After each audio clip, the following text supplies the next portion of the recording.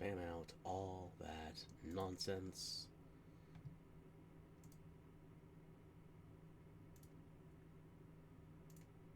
You unrepentant trash fire. Okay. Let me check the bitrate.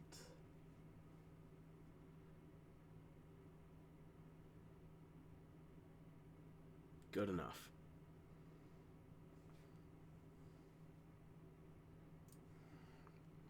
Now, maybe Stream Elements will stop fighting me for top slot of my irritation. Because you really don't want to dethrone OBS here. Or Verizon, or Optimum, or Twitch. But by all means, keep trying.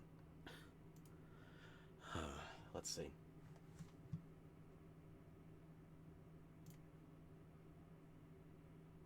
And nothing's exploded for once.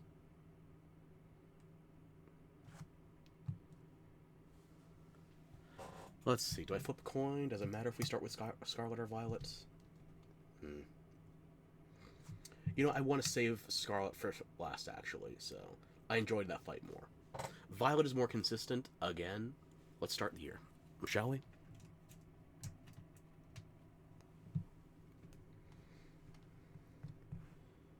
Okay, I gotta pull up my notes for this as well.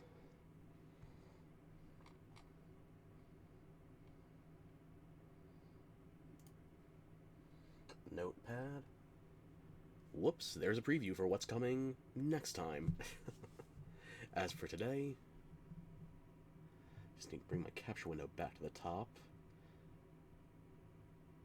I'm not gonna have long today, so naturally everything had to go wrong all at once, right at the beginning.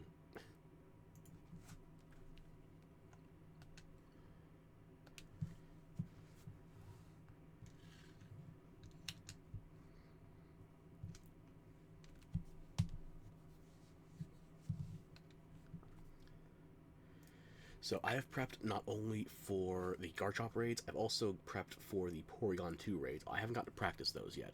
I have finished the Garchomp raids, however, which is why I'm feeling fairly confident in both my builds. Better than I was against the Metagross, at least. So.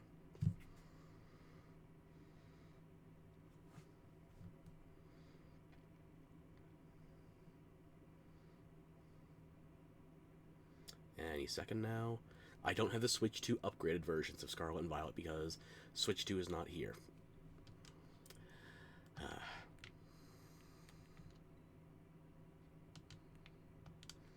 Let's see, where can we find a black crystal that is Tera ground?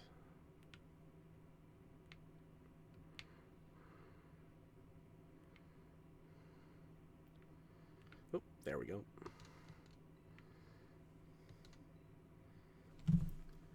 Before we pop off, actually, let's go over the notes. So, there are two builds we'll be using for the Garchomp raid today, and we're going to be starting with... Why? We're going to be starting with this one here, the Avalugg built by Osiris. You can check him out on YouTube. We've used his builds before. And this one is a slow and steady sort of Avalugg. He recommends something else, but I personally don't enjoy Sinistcha, so this one feels more comfortable to me. It was either a Sinistcha or a Slowbro, and I've used Slowbro for enough Tera raids. Avalugg I've used once before, but figured let's change things up. So the Avalugg we're going to be using today is equipped with a Shell Bell, like 90% plus of goddamn raids. The ability is largely irrelevant. I went with... The build version is own tempo. However, when we get there, you'll see mine is sturdy, because I took the time to breed a hidden ability. I don't know if I'm going to use it again. Might as well get it over with. Default Tera type, Tera Ice. EV spread, 252 on HP, 252 for raw attack. The last 4 points, throw it in defense. Adamant Nature. And this is where we get to the consistency being less than ideally paced. Because, yes, it will work steadily. You have some things you want, like an Arboliva teammate not only for the extra healing against chip damage, but the grassy terrain, same as with... Was it the Metagross raid? I think it was the Metagross raid, or... one of the previous raids had an Earthquake user, and It's going to be worse this time because it's going to be a stab Earthquake, same type attack bonus. Previously, however, Earthquake was still dealing a lot of damage, and Grassy Terrain not only heals you off chip, it will also mitigate the damage of ground-based moves. And naturally, if you're shaking the ground, the Earth's quaking, that counts.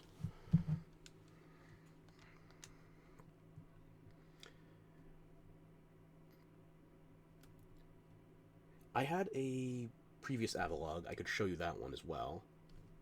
Very close to this one, however, one move different, and I had a very different EV distribution.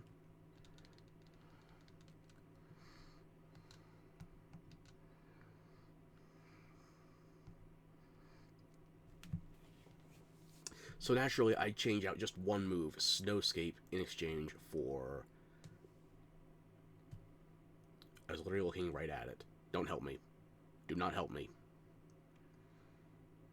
I can remember things. Aw.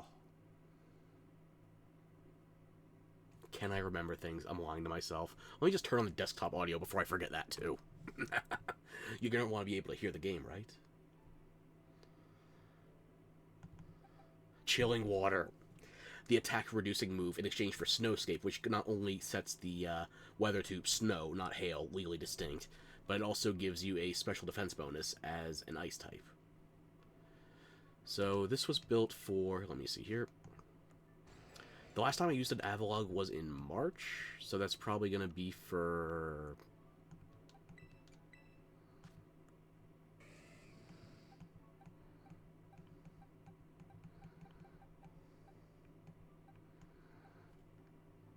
There's no way that was the Skelter. Did it say 2024?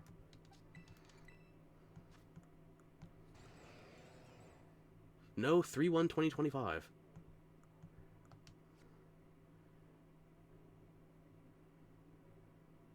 Was this the Meowscarada raid? I might have the order wrong in my head. But I've also got another ice type here, so... Memory, printers need more memory built in. So, I'll get my notes out of the way now. We can actually look at what we're using. The Avalugg tip for today. I have mine in the Heavy Ball, not for any particular reason, I just like it aesthetically.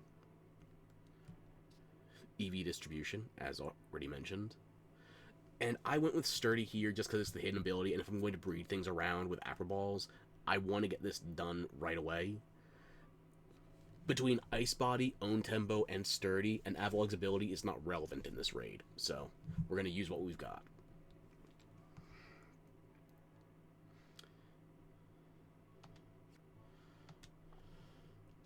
Now let's actually get to the raid, shall we? You know, I'm planning on doing at least one playthrough of Scarlet and Violet, just base game, before I can start moving to the Switch 2. So I can truly appreciate the difference. And I've already cleared the game 4 times. Twice Scarlet, twice Violet, and I have 3 alts, 2 in Violet, 1 in Scarlet. I'm going to finish at least one of those 3 remaining alts before I move on to the Switch 2 version. Yes, I'm aware. Thank you. I did not need to screenshot that. Okay. Let me just save after I get the points flagged. So, this one is going to be a fairly... Yeah, this one's going to be a fairly simple build. If I can just move these windows around where I actually see things. To be able to see my notes as well as the stream overlay in case my ISP decides to join the fun.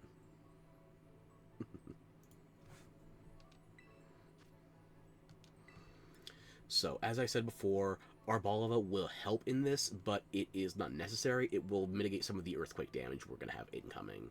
Aside from that, Gardevoir, any of the 3 Intimidators, Drifblim, even to a certain extent, Sylveon, Bellibolt. We have options, is what I'm telling you.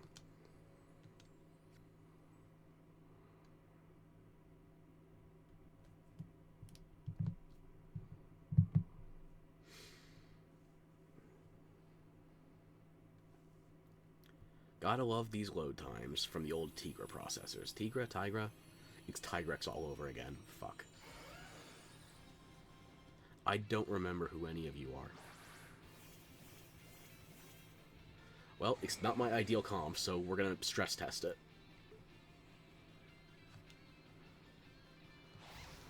We're losing time because we don't have an Intimidator, so the meter immediately starts going down, which is especially annoying because Brutal Swing gives you up to 4 separate notifications, and it's a pre-move attack.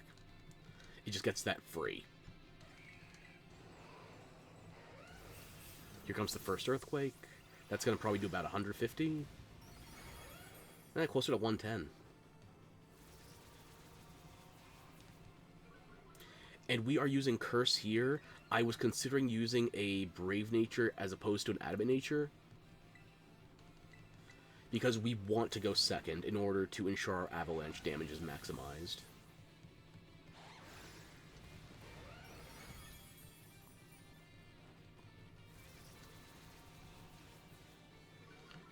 Now, we are already sufficiently set up that the only thing majorly threatening to us is going to be a critical.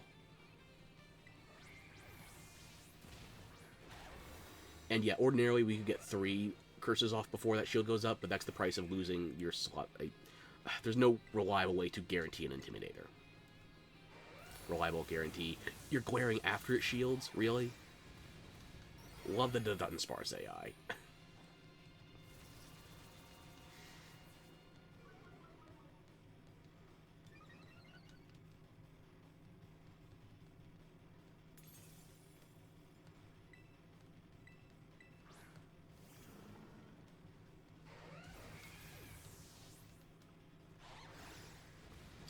Now that we have 4 turns of Curse set up, our speed is going to be -4, but we also have +4 stages in both raw attack and raw defense.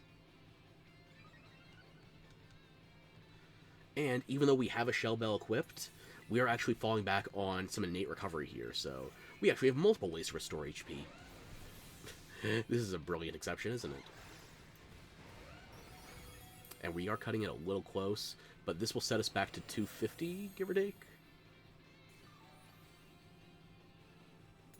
That should be enough to get us by. I'm going to let it reset its stats. There we go. Now I'm going to start chilling water on it for the next 3 turns.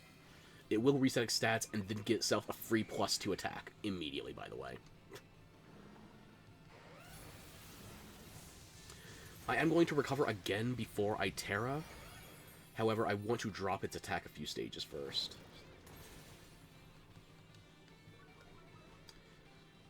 You can't growl or screech or the like, but you can use moves who are damage primary, and they have a secondary effect of afflicting statuses or dropping stats. Tera Shields. It's been, what, 2-3 years now? And there's still randoms online that don't get it.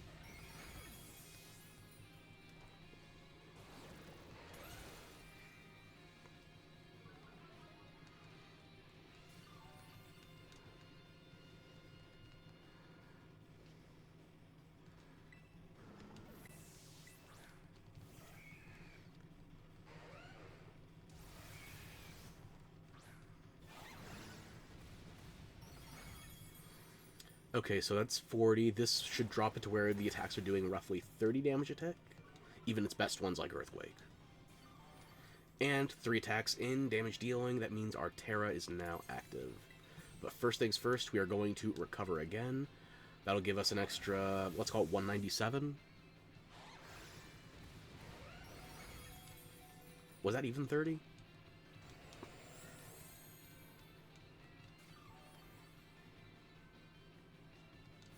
Now we are safe to Tera Avalanche. We've been slowing down on purpose. Avalanche is a reverse priority move. It wants to go second. And from this point onward, we are going to be spamming Avalanche until it resets our stats again, where we're going to have to reset a couple of curses. A couple specifically, only 2 of them. That's all we need. Hey, Moore, how you doing? I apologize, it's unusual hours. I sent out the notification, though.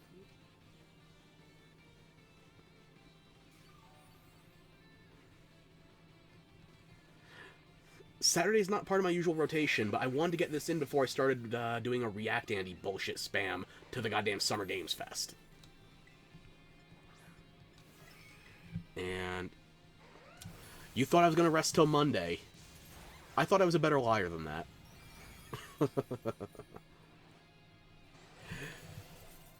Look, the builds, I've already tested them. This is going to be less than 2 hours to do both. And this is my first attempt without even having to reset on Violet. So, we might even be under an hour if I play well. So, it's not going to happen now that I said it out loud.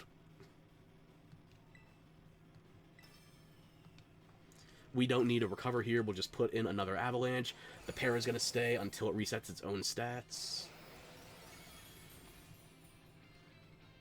Rough skin, still chafes. Gotta lube that up. Land Shark is not as gentle as the Land Whale. There's the reset. Okay. We are near full health, so we don't need to worry about recover. We are going to go into 2 curses in a row.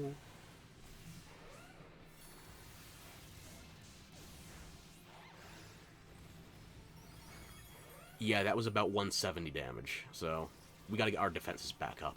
And quick.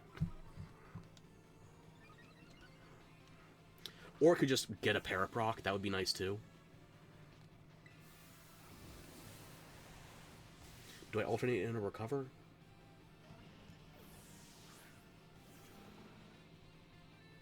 It's going to be about 190, and we go second anyway. I'm going to recover, yeah.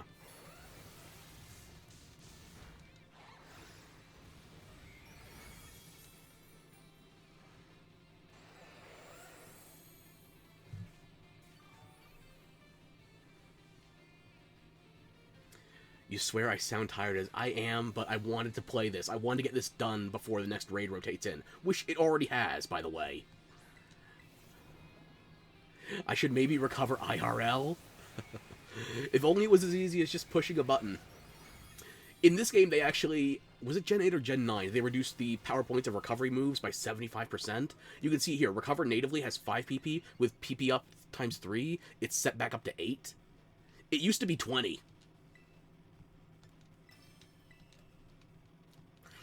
There's the Paraproc I wanted.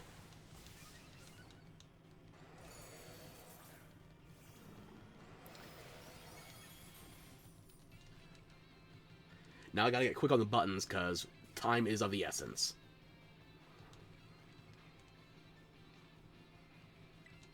Not curse.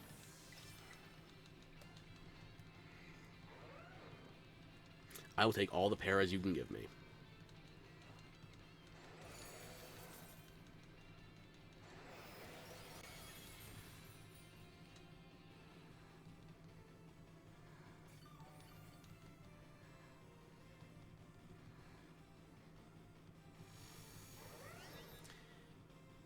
We are actually behind time. This might take another attempt.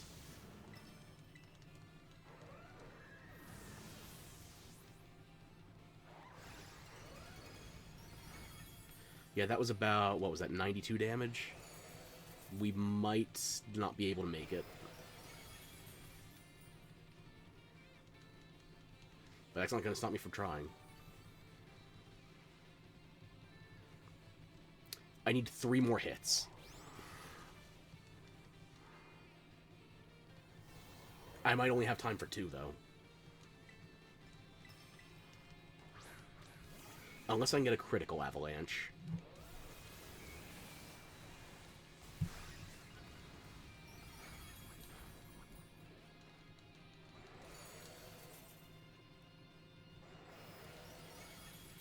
I just need 1 more hit, then. Show me the Shell Bell Restoration. That's enough. Okay.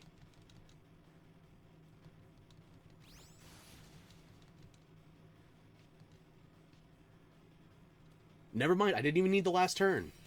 Streamer luck is real.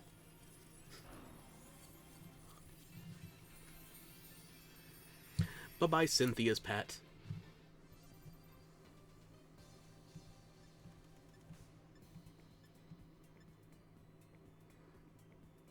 We got at least 1 Herba Mystica out of that.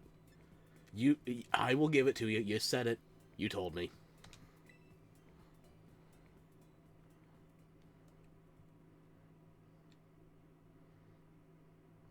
I just gotta believe it. I'll believe in the you that believes in me.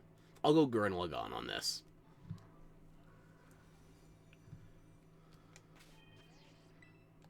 Let me just save before I forget there.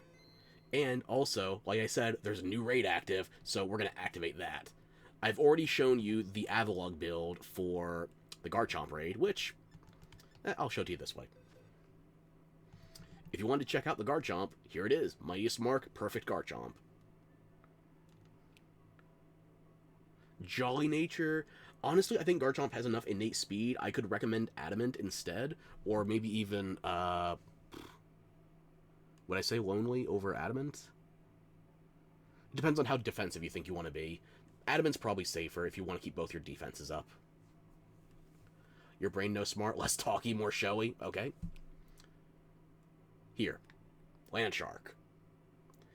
This thing and a piano has somehow managed to traumatize a shit-tillion children that refuse to turn into adults approximately since the year of 2009, I want to say? Or was it 2007? What year was Pokemon Diamond and Pearl originally? Do not tell me it was originally 2004.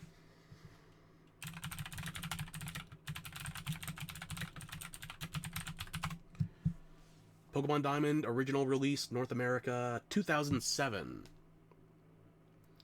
And frankly, I would not blame you for saying 2008, 2009, considering Platinum, the refined version, the retread, the yellow of this generation. I think Platinum is what made Gen 4 good. Because I enjoyed Diamond and Pearl, but I loved Platinum. It's like, I liked Ruby and Sapphire. I loved Emerald. Crystal, I didn't give a fuck about, honestly. I don't think they changed enough. Yeah, they added the moving sprites. Can I tell you something? Kid me didn't care. As an adult, I recognized that there was something of a significant technological leap involved. But as a child, it didn't matter to me. I already had a moving Pikachu sprite in Pokemon Yellow, and it got a lot more to do than just one animation every time you sent it out in battle. You had a whole way to interact with it as it followed you in the overworld. But that's kid me thinking. Adult me, is it really an upgrade? Hard to say.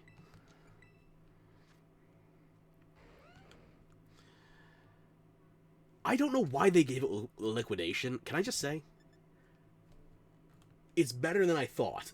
I forgot liquidation was even a physical move. I don't use it. But at the same point, why did you put it on a Garchomp? Like, what would liquidation help you with? Dropping the target's defense? Really? That was Garchomp's best option for that? I guess it gave you at least one freebie, because every time my Avalugg gets hit with liquidation, I'm taking 20 damage tops, even before I start dropping its attack. Unfortunately, you never got into Pokemon. You only collected the cards because you were a child and they were pretty. My sister and I used to collect the cards. We even had trouble reading when we started collecting the cards. What were we reading? I think it was some entry-level American... What was it called? Boxcar Children? Something like that. Very entry-level, like, non-picture textbooks. And we could read the cards, obviously, but comprehension is another thing entirely. So, we could read the names of the attacks, but we didn't exactly process the rules. We just kind of extrapolated between the anime and the games. And my sister only played the games with me up until, like... She played for a bit of... She played with me in Gen 1 and 2, but Gen 3 was when she dropped it. My copy of Sapphire was actually my sister's, and she just let me have it. Which, it's kind of bittersweet. I mean, yeah, I have a full collection, but at the same point, that should be my sister's game. We should be playing together. Slay, laugh your at. Sell them now. If I was smart, I would sell my cards. I do not want to look into getting them graded. However, I have too many cards to transport to it. I'd have to find somebody that would actually travel to me to grade them. That's how many goddamn cards I have. Actually, Pokemon is a bit more manageable. I could probably transport that. It's Yu-Gi-Oh! That would be the problem. Yu-Gi-Oh! Were the ones where it's like, I wasn't playing with anybody else in my social circle. I was going to tournaments and I was collecting just from me. I could, no joke, probably wallpaper my entire bedroom with Yu-Gi-Oh! Cards, including the ceiling. Maybe the floor? I'd have to run the numbers on dimensions. But what was I saying? Right, liquidation on a Garchomp. Why? There's nothing threatening you type-wise, especially as a pure ground Tera raid boss. There's no reason to use liquidation. Fire Fang makes sense. Ice Tech. Poison Jab makes sense. Grass Tech. Earthquake, it's your stab move. And you still don't have... The only time this Garchomp uses a Dragon-type move as a Dragon-type pseudo-legendary is Brutal Swing at the start of the fight as a bonus move. Whatever I just said, Magic Man. Look, the key thing here is, this is the raid boss. I captured it, and I just showed you how. This is what I have built for the next raid, however, the Porygon 2, which is active until the 15th. And I have... This is one build I have. My other one for Scarlet I can barely even call a build, because you just push 2 buttons. Meanwhile, this Gallade, he's got a bit going on. I've never in my life run a Careful Gallade before. So much so I didn't even breed a Careful Gallade. I accidentally bred an Adamant one, and then I had to make it Careful. I had to mint it and all that shit. So, if we do the Porygon 2 raid another day, then we'll see what we can do here. Maybe I'll try that as my switch to upgrade. Like, just see what's what with the new and enhanced versions of Pokemon Scarlet and Violet.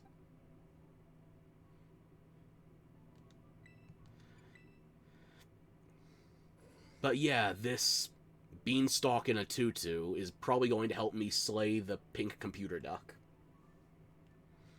And one of my favorite parts of this one, actually... Did you notice? Did you see? You might not have caught it. He's not holding a shell bell. Oh, by the way, please have a bonk redeem. If I can figure out how to do that, I will add it. I've seen, No, you don't know Pokemon? Okay. If I can figure out how to make it interact with my model, like apply physics or something, I will. Shell Bell is what you use for like 80+% of Tera raids by the end of the game, because healing is so inconsistent and unreliable. All you need for this guy is Drain Punch. Once you get Tera fighting and you have your boosts online, that's all the healing you need. And I figured for that kind of reliance on a damage-based healing tech, you would want an Adamant Nature. I swear to you, I could probably list on one hand the number of times I've used a Careful Nature on purpose in Pokemon. It's just not my tech. You want to do something like that anyway, you'll send you... Oh. I feel like I've awakened a sleeping beast. Okay, Well, you're gonna make me... Hang on.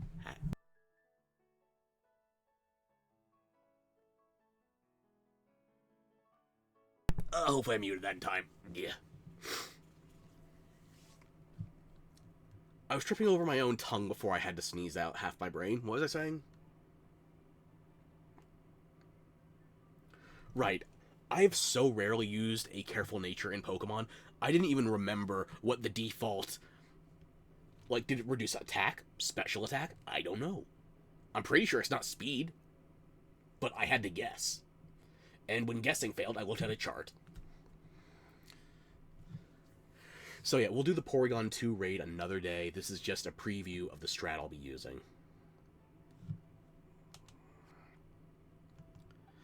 Until then, the Avalugg did work. So we've showcased the Garchomp raid now. We can activate the new one. Let's connect to the internet, shall we?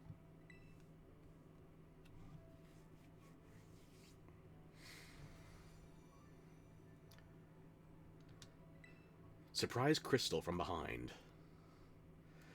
So yeah, this is something that I'm not sure who decided on it, but ew, the internet, yeah, abominable thing. But unfortunately, it does have some benefits. Like, for example, with the Switch 2 release, Nintendo decided, let's make something of an event for Switch 1 going to Switch 2. We had the Porygon 1 outbreak for 3 days, I want to say? June 2nd to June 4th, or maybe it was only 2 days. And that was before the Switch 2 release. Now the Switch 2 is out, it's Porygon 2. And they also added a new raid boss. A Mightiest Mark version of Porygon 2. This might be one of the most annoyingly popular Pokemon for the dumbest reason. It's good in competitive duos. I don't play competitive duos. I barely play online at all. If I could actually reliably do all of my raiding solo offline, I would. But this bastard, it used to be a final form duck that evolved off of something else that used to be a final form. Like, Porygon 1, in its debut generation, was a single-stage Pokemon. Then it evolved in the next generation, and then 2 generations later, it got a third form. Which means now this thing can use Eviolite. Hang on.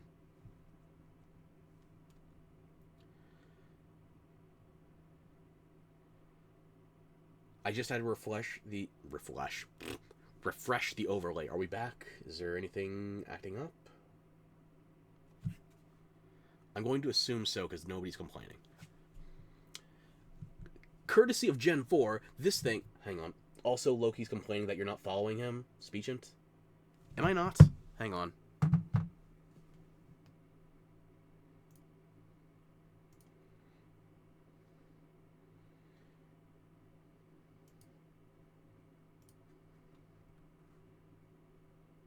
I know an easy way to check. I'll go back to that picture you posted the other day.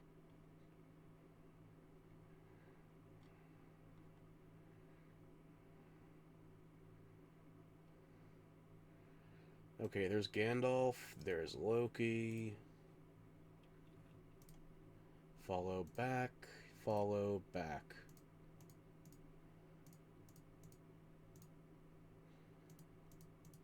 Good. Now neither of them got anything to bellyache about. Yeah. Swear to God, my mouth and brain aren't connected today. When are they connected to start with? As I was saying, Porygon 2 is one of the best Eviolite users in all of Pokemon, if not the best user, depending on your preferred duo strats. I'm not a competitive player, but I've seen so much of this damn thing. So many people keep recommending it to me. It's like, oh, you like playing support? Yeah, I also don't have a teammate when I'm playing Pokemon. It's just me controlling 2 RPG characters. Ugh. Maybe they think they're talking about raids. Maybe I just don't understand. The important thing is, this is going to be theoretically the hardest version of Porygon 2 I ever have to fight, and then I can stop thinking about it forever. These are the lies I tell to myself.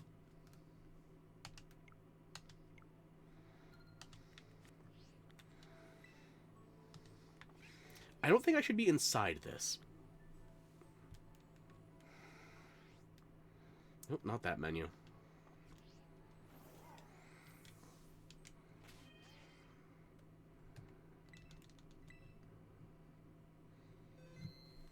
I do lie all the time. Same old hat. Okay, so I have the new raids active on this save. Was there anything else I need to do before going to Scarlet? No, I don't think so.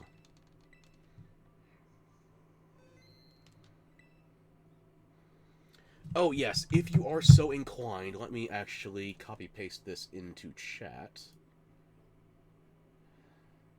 Where do I have that page saved?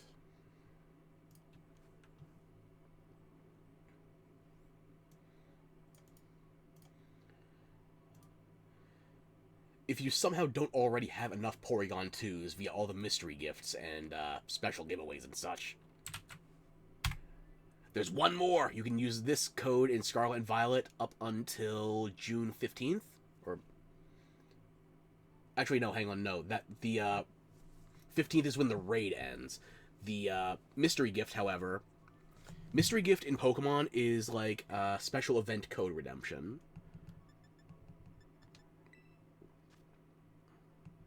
And that is a password. You put it in here. I'm not going to do it, though, because I need to sync up when I have those redemptions going across my games, and I'm saving that particular tism for private times.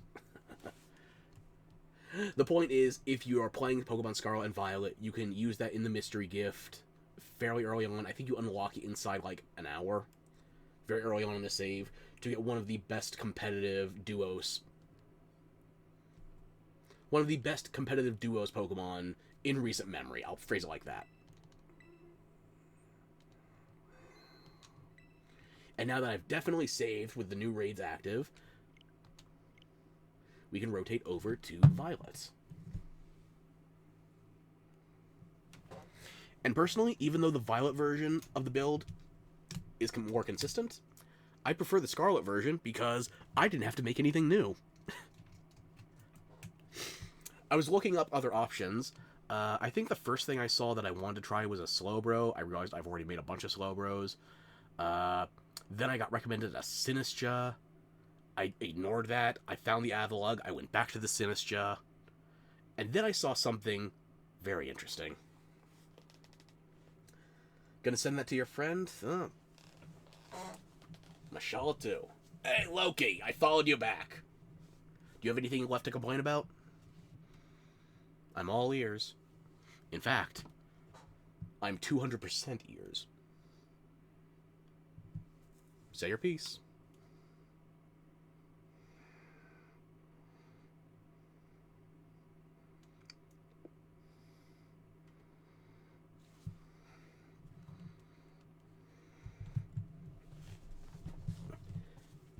Getting mighty taciturn in chat after I actually start paying attention, aren't you? Oh, you saw no complaints. There you go. Okay. I guess I can put these away then. I'll try not to whip out the extra 6 inches too often. Okay, let's see. Where are my notes?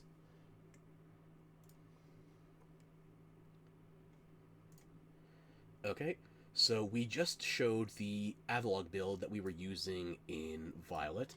Now we're going to the build in Scarlet, which, as I said before, it's less consistent. There is a greater than 0% chance that even if you have the ideal NPC configure, you're just not going to have enough health to get through this. Because, and this is a key thing, I didn't build anything new for this raid. I already had this exact Orthworm from 9-10 months ago when there was a Tera raid for a Tera normal Dragonite. Let's get into the game, actually. We'll keep talking.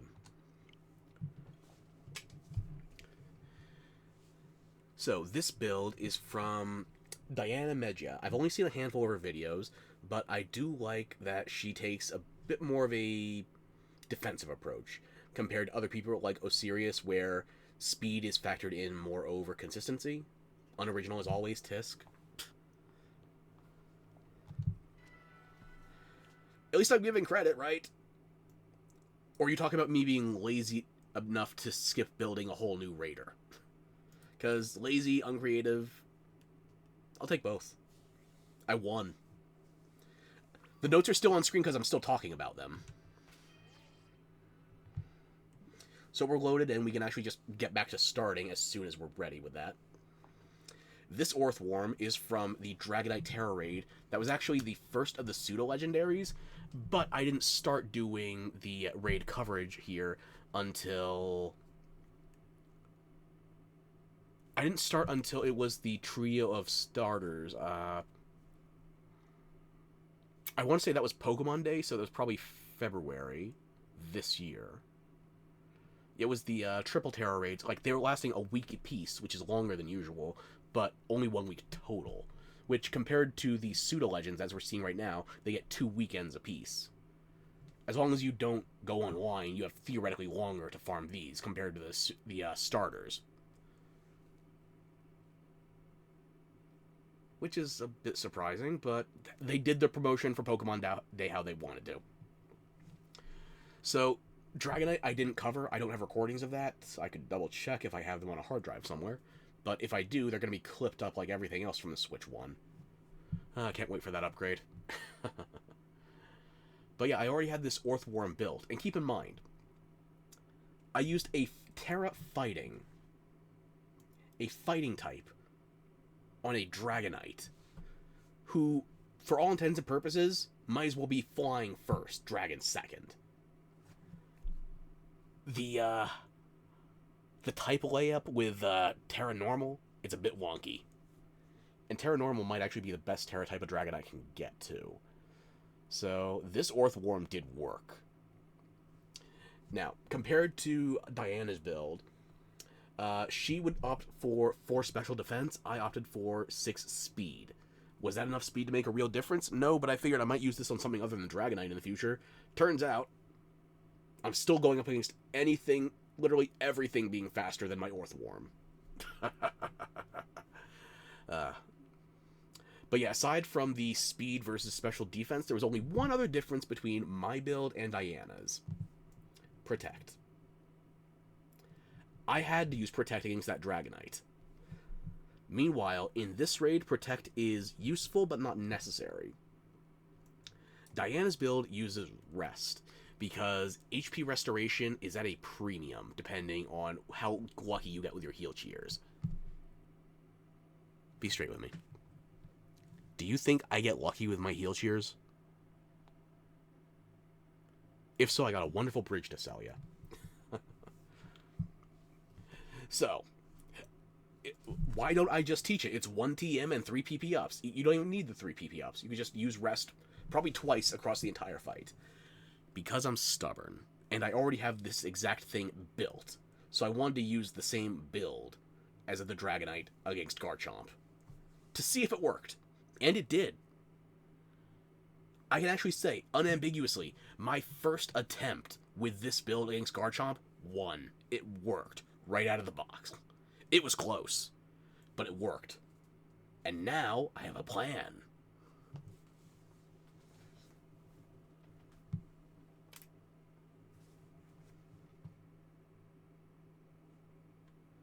So let's see if we can't get that window hidden away again. Goodbye. And now back into the game.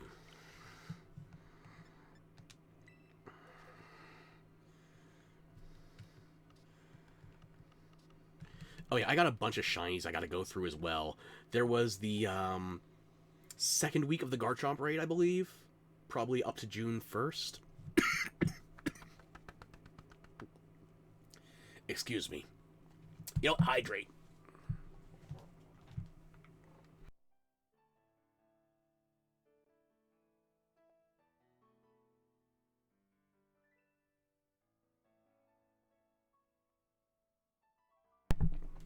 Alright, yeah.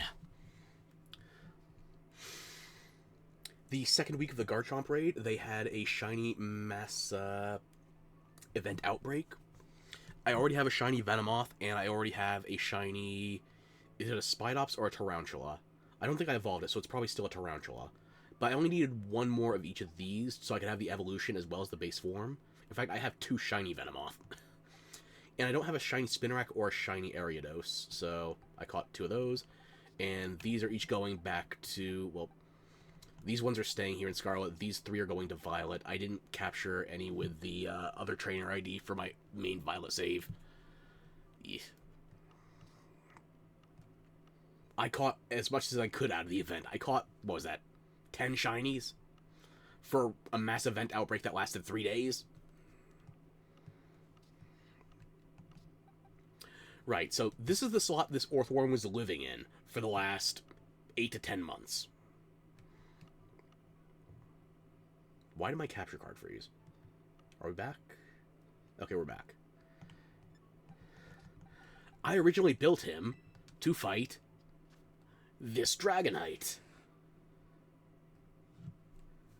Dang. Okay, you get it. I don't have a life. Yeah, I don't have a life or that many original jokes, so I'm going to keep repeating it. Look, I built this Orthworm for a Tera normal type. Yes, it's half dragon like Garchomp as well, but it's also flying. Look at the moves. It's got an actual emphasis on dragon tech with Scale Shot. Dragon Dance is also for self-buffing, as opposed to Garchomp where he just gets free Sword Dances.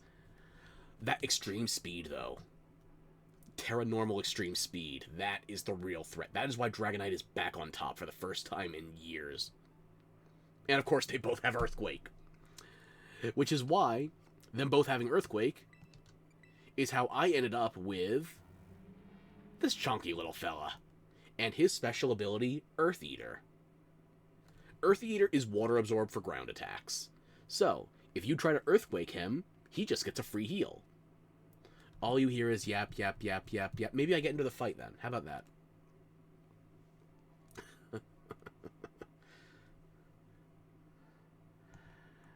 Isn't he cute? He's like nothing against Slowbro, but this is cuter. Like, if I have to use a build I've already done before, I'd rather Orthworm over Slowbro.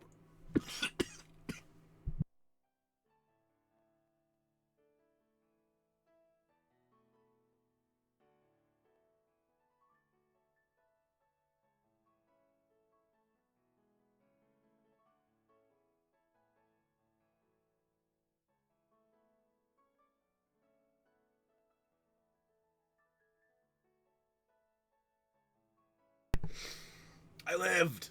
I lived. Watra? What are you waiting for? Yeah.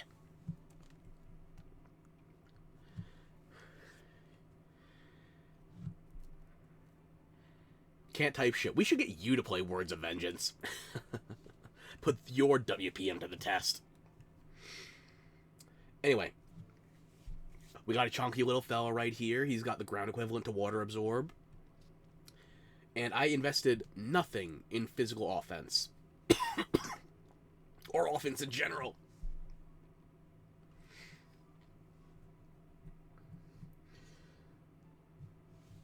You don't need to pay for that word book, by the way. Words of Vengeance is free. Just go to the last stream VOD or whenever I played it. I've already forgotten. You want to play it anyway? Even better. No convincing required. Just proof in action. So there is zero investment for offense in this build, even though you got to figure how are we going to heal off of anything. We're not using a Shell Bell. We're not going to rely on the Garchomp exclusively using Earthquake. So how are we actually going to deal damage before it kills us? Here's the thing. Body Press. Body Press means we can use our defense as our offense. We don't need an attack stat. We have a huge defense. And it's a fighting move. Super effective against ground types. And we can go Tera fighting, which means it's going to be same type stab. Yeah, because else you won't be able to read.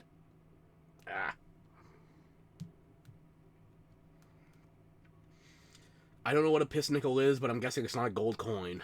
Anyway. For anybody looking for the latest on the German front.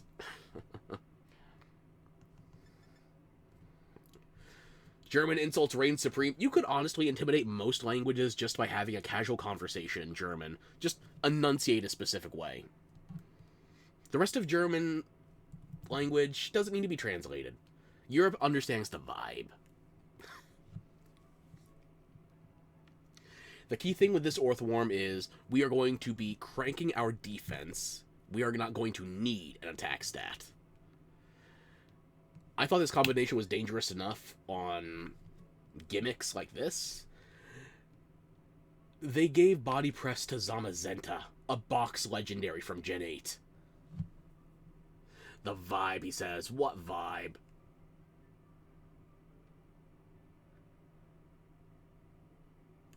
How many days ago was D-Day?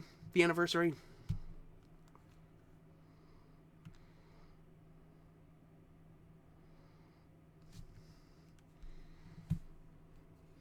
I'm just saying, you kind of punctuate your consonants like they got machine gun backing them, you know?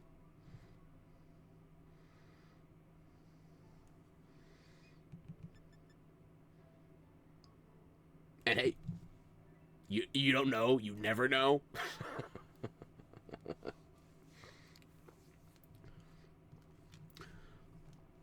Look, just remember, if we're talking like 1940s, Italian, I was not opposite you guys. I might have been a defector.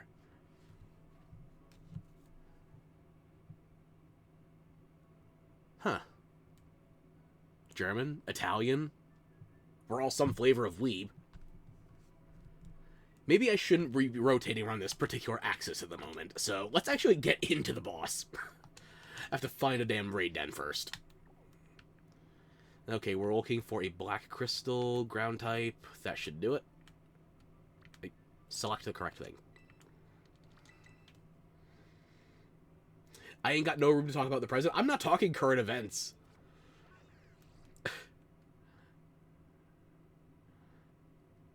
Bro, we can't speak either way. Yours.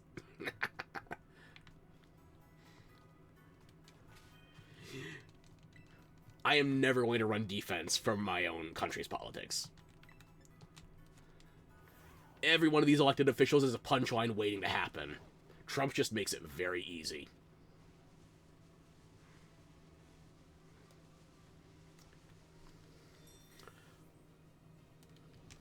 You want to know how easy? We elected him twice. He is the gift that keeps on giving. We give him rope, he hangs himself, and I'm going to have material for the next, probably at least decade. No Turkish pass. Your head guy makes you want to work more for less money. The French are trying to pull that shit too. Americans are stupid. We don't deny it, generally.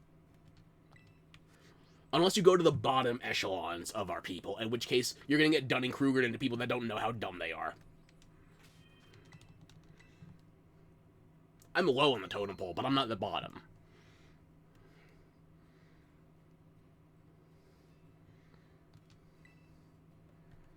Exactly, we don't even have a job, like your dad. Oop. Tricked the system.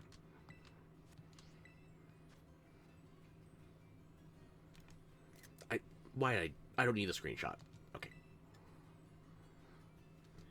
I'm just going to make sure I have the notes over here where I can see them in the middle of the fight, because this one will get tight if I get unlucky. Even if I am just normal, average heal cheers, it could be rough. So, I want to get Intimidators for allies. I do not want an Arboliva because the grassy terrain notifications are actually going to take too much time out of my timer. So if I am going to get a healer, I want a Guard of War. The teammates I want to see would be, in no particular order, Staraptor, Arcanine, Paldean Tauros, Driftblim, Sylveon, Bellibolt. There might be others, but those are the ones coming to mind immediately.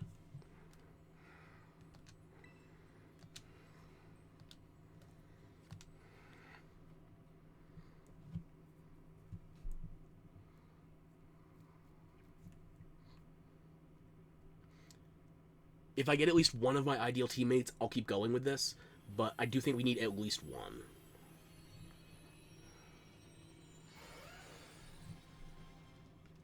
Is that the Sylveon Trainer's second slot? I'll try it. I don't know how likely this is, but I'll try it.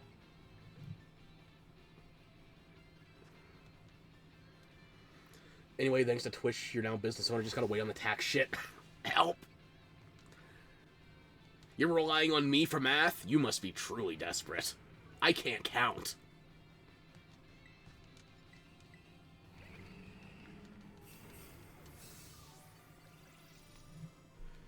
Paid more for it than you got till now? Oof. And as you just saw with the Earthquake, we got a free heal. This Garchomp does seem to have enough allies on the ground, it might actually be putting out a reliable number of Earthquakes, too. Because choosing the moves is not exclusively for us. I'm Pilder and wiser, older. Old pilled. It's trying to spam liquidation for a chance at a defense drop to offset my iron defenses.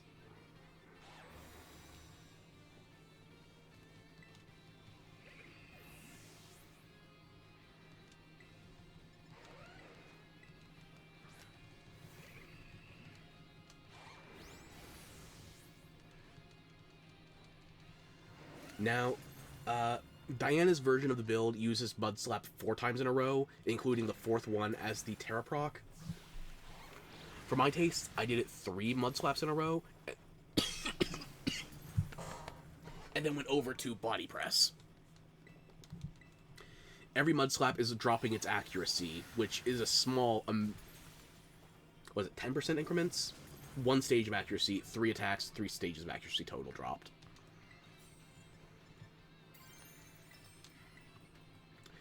And we have +6 on our defense right now because of the 3 iron defenses. Each one gives you a +2 to defense. So we have +6. We could have 1 additional defensive buff right now with a heal cheer. But I want to get started on the body presses sooner. I'm going to put up the heal cheer when we are 1 attack away from breaking a shield. Which means we're probably going to have to do another 2, 3 right there.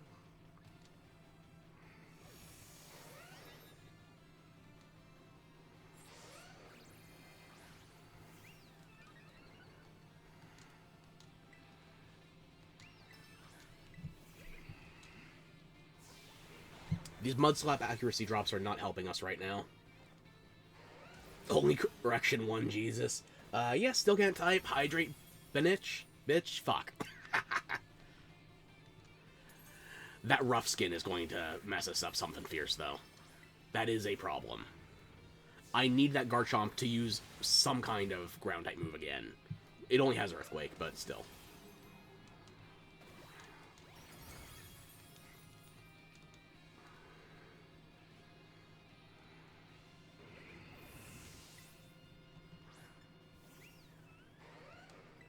I'm going to put in a heal cheer, and then I'm going to put in a defense cheer. Why not the other way around? Because we low rolled. Fuck. This might actually be over.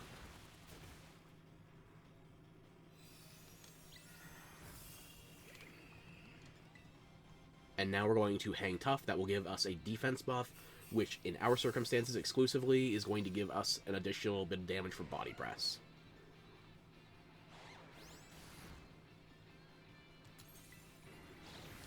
So we're going to hopefully break the shield this turn. We lose our steel type when we go Tera fighting, so that means we are vulnerable to Poison Jab. But it is doing very small damage, and we are not particularly vulnerable to the Poison proc. That was supposed to break the shield. I'm gonna have to heal cheer now.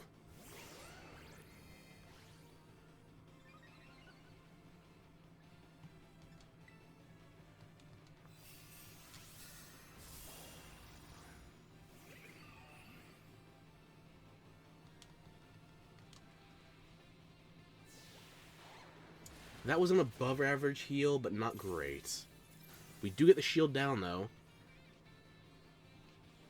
Is it going to reset our stats right away, though? That's the key thing. I wanted to reset our stats on a turn where we have it freely whiffing. Once the shield goes down, you get 1 turn where the enemy just whiffs. So I want to reset our stats. We iron defense. We get a free +2, and then we get another +2 immediately after.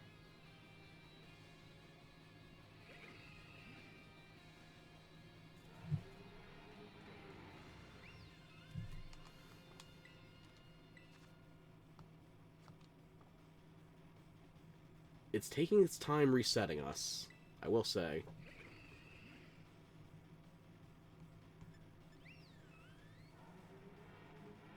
We might actually not have time to clear the raid.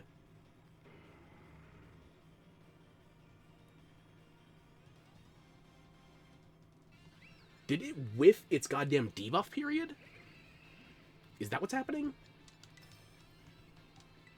No way. Maybe it's exclusively tied to the HP and I thought it was on a timer before?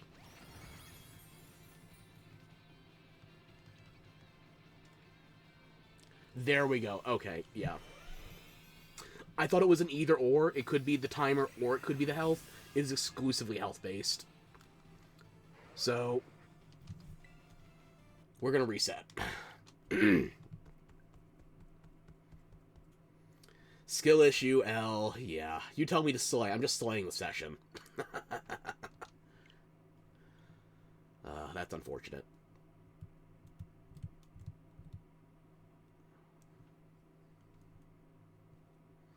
Maybe I can get some better NPC allies. I said before, I think there's like 6 out of the 18 that would be valid options. Back to the beautiful home stream screen again, yeah. It is going to be slightly different once we get a Switch 2, theoretically. It seems like a very minimal difference, like going from the Xbox One to the Xbox Series. What do you mean I'm always slaying? It's Pride Month. Oh, that's right. I thought you were going to make some kind of insinuation about dog sledding.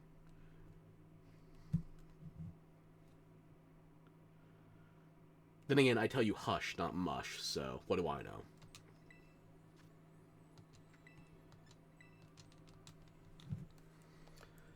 Okay, so I want one of the 3 Intimidators, a Gardevoir, a Driftblim, a Bellybolt. Those are probably the 3 best... 1 in 3 of the best options. Yeah. There's 18 potential allies total that the AI can spawn as. I say weird shit. I exclusively say weird shit.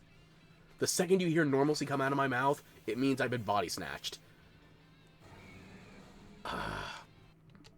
No, only the Dunsparce has a possibility of being useful there. I need at least one of the NPC allies to help me out here.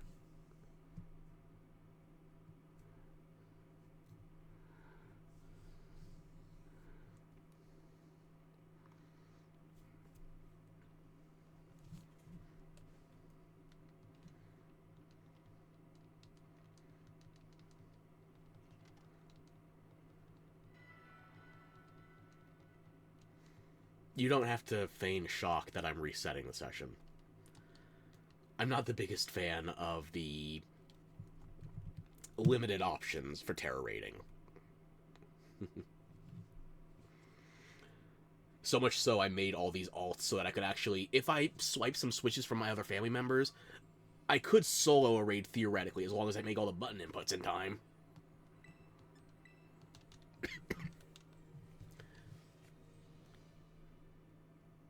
Ooh, new emotes. Okay. I gotta get back to working on the emotes for this side of the... You're making me second guess whether or not I should animate them. New emotes, yeah. Yeah. You don't have to dare me. It's all... Did I get the exact same team? Fuck you. You better... I don't know if I want to start with animated emotes. I want to maybe start with just static things to see what I like, what works well.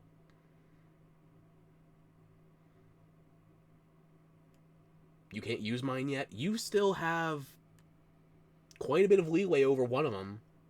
First subscriber ever, you get a significant vote. If there's something you want in particular, whisper in my ear. Go on. Animated or not, GG is not enough. I didn't even make that one. It's just there by default.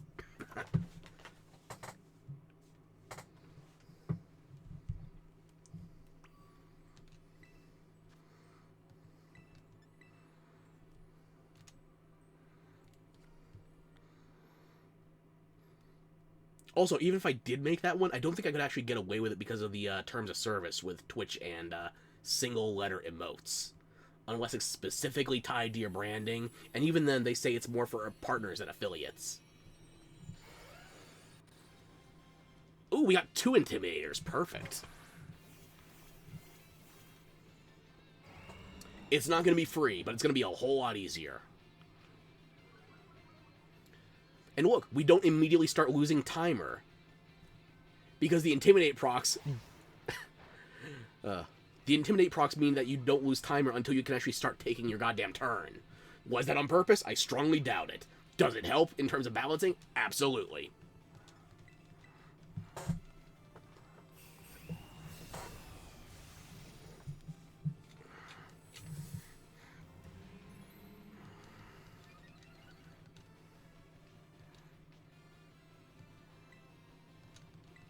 So we're going to set up 3 iron defenses, then we're going to do 3 mud slaps, then we can move on to the body presses.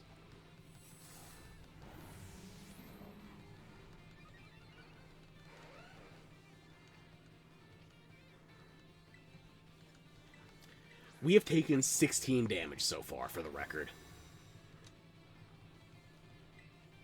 And we only healed, like, what? 10, 20 points off of Brutal Swing?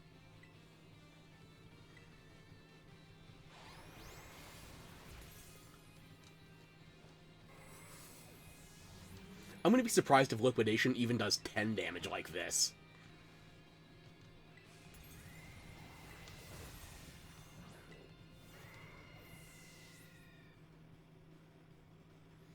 And as you can see, we actually made it to our turn 4 selection before the shield goes up.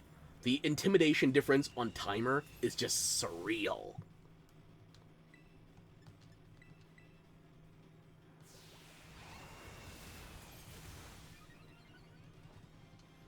Actually, no, the shield's already up. I'm blind. I'm trying to read chat, and you're just telling me womp womp. Like I don't already know there's still room to fail.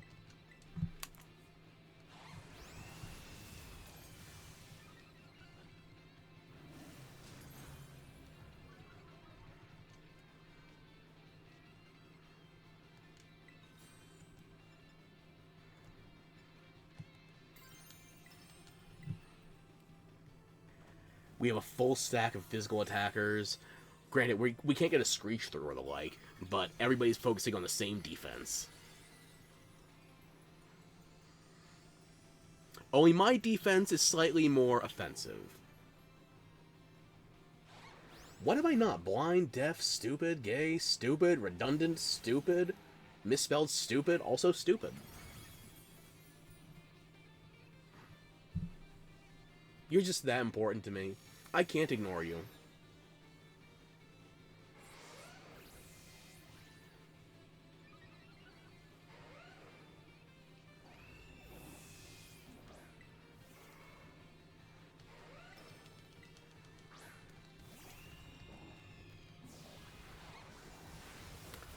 Okay, it was a crit liquidation, but still, that was a bit.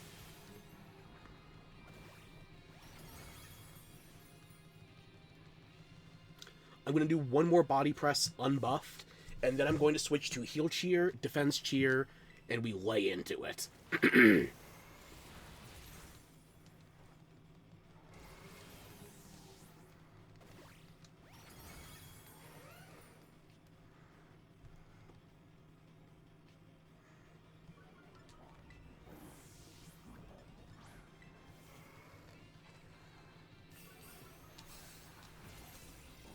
Show me something like 200-ish.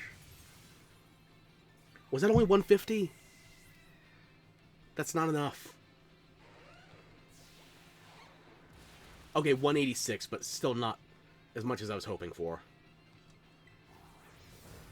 Oh, now a defense cheer. With our strat, the attack cheer does literally nothing.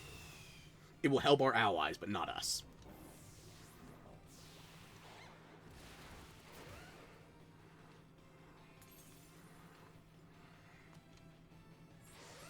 There's the free swords dance. Now we gotta get through that shield.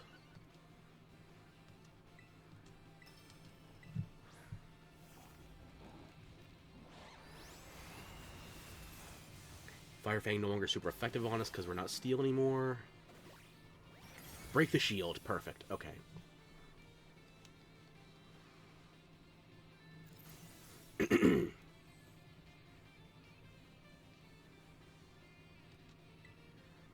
That wasn't enough. It didn't trigger the ally debuff. We have to attack into it again. Okay.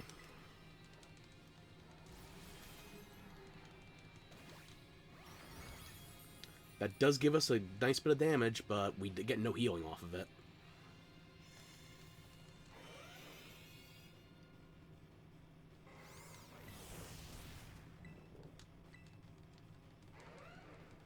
Earth Eater, baby. Free heal.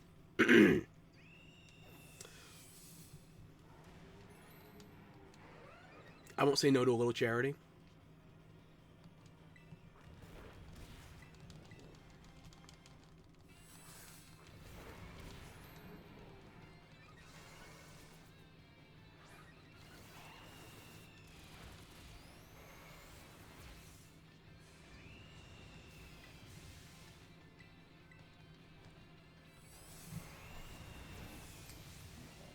Charity, not just a stripper name. Or, I guess Chastity is more common as a stripper name than Charity.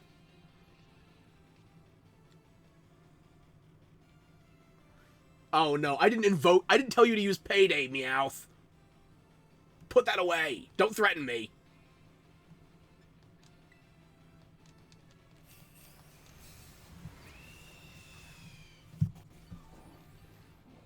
I know something's going to go off. I just don't know where.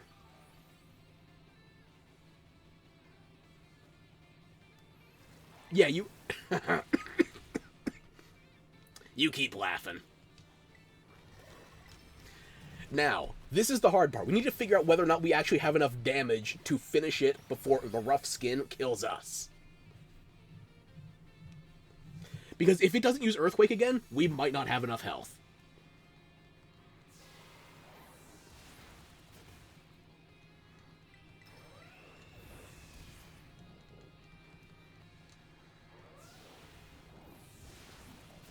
You really don't want me to keep those 6 iron defenses, do you? Or 3 iron defenses. 6 stages. Consider myself lucky I can't see the amount of money you have available right now. I have no good response to that threat. I'm going to protect again. Actually, protect first time in the fight? Protect first time in the fight. Buy myself a turn without the rough skin going off. My allies are going to keep doing damage. They're going to keep re-intimidating it to drop its attack. Still protected. The only bad thing about Protect is, if it was going to use Earthquake, that's me passing on free healing.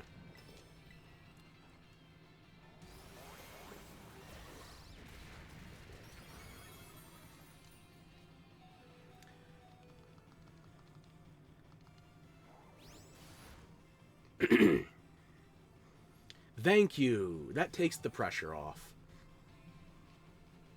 Well, now it's free. Oh.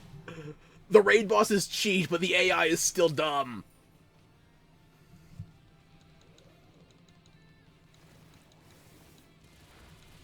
Ah. Sweetheart. Precious. You can charge that attack all you want. You just gave me the win.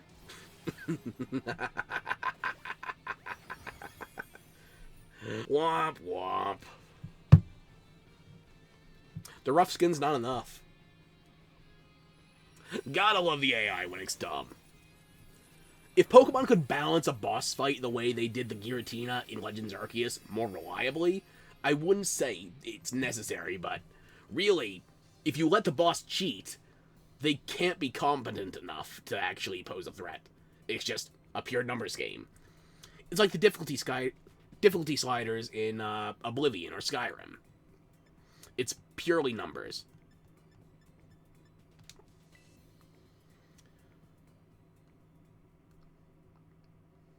My big hungry caterpillar did work.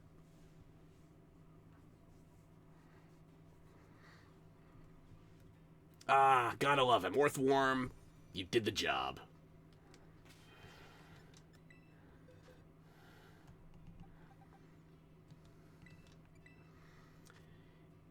And yeah, thankfully when I caught this one, mostly the same, but the personality value is different. Now, for a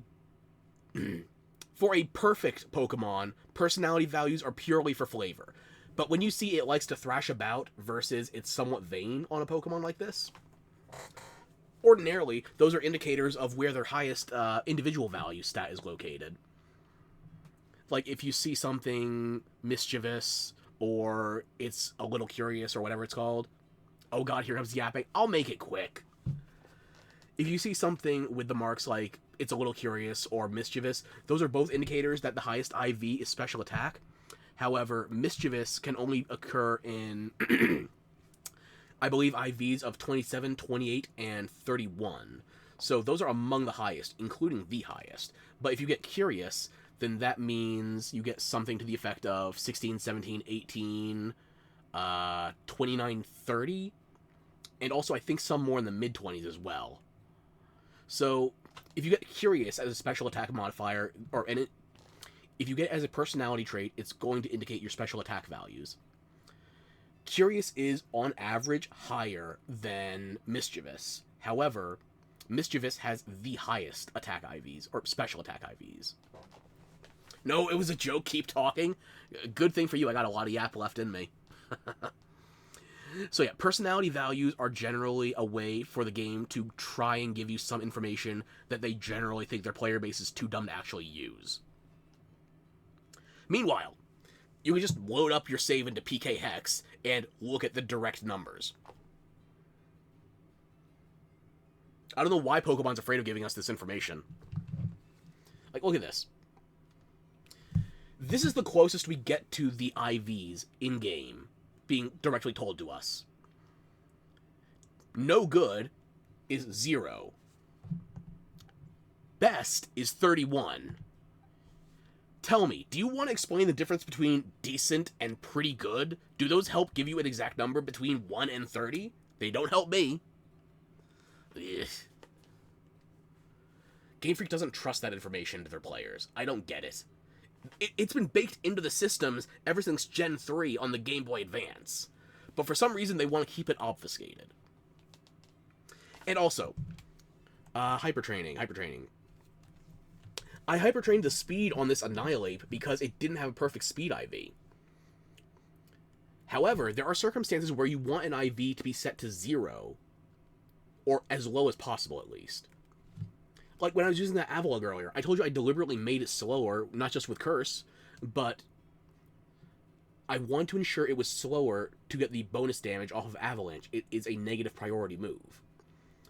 You can IV train, you can IV boost via hypertraining, but you can't IV deboost. You can't set an IV to 0, where you want to go slower, or in some cases, the bigger thing is actually, do I have a Pokemon with Foul Play on my team? I don't. There's a move called Foul Play, where its damage is calculated off of the opponent's attack stat. So, if you're using a special attacker rather than a physical attacker, effectively, you want to always have a raw attack of 0. But you can't do that manually. You have to get lucky and get a Pokemon with a no good, like the special defense here, but you want that in the attack stat.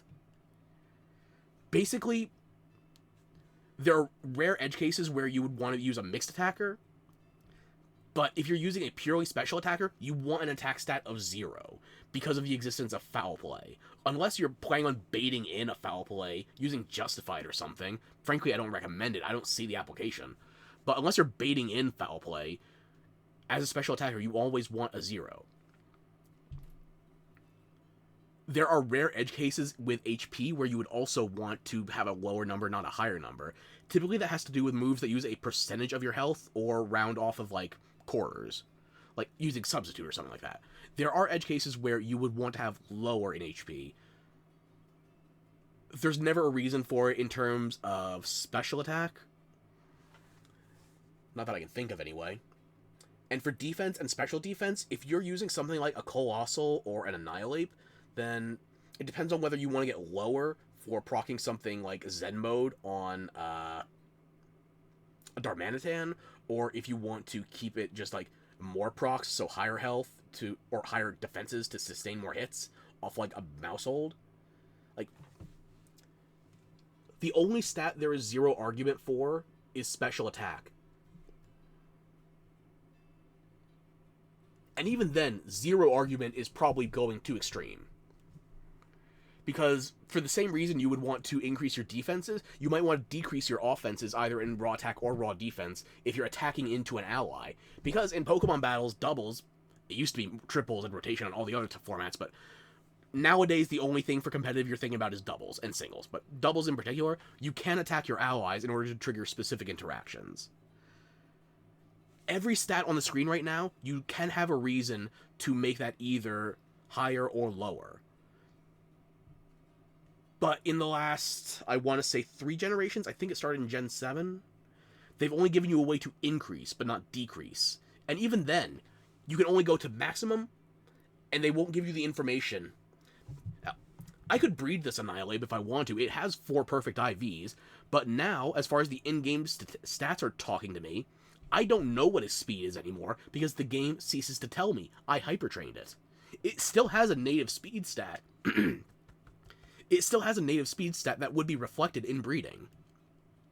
But the game just decided, delete the information. You don't get it anymore. Why?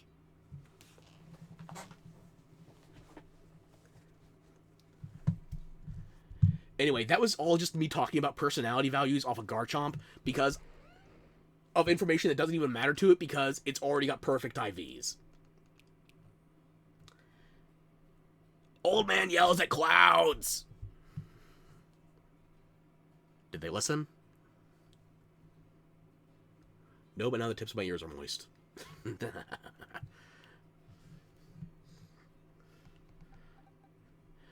The TLDR is, I don't understand Game Freak's ideas of balance and information conveyance. Because it seems like a JRPG studio that has been making games for over 25 years should have a better handle on this. Fuck me. With or without the extra 6 inches. I did that on purpose.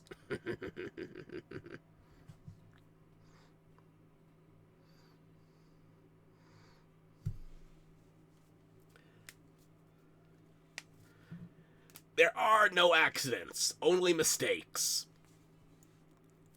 I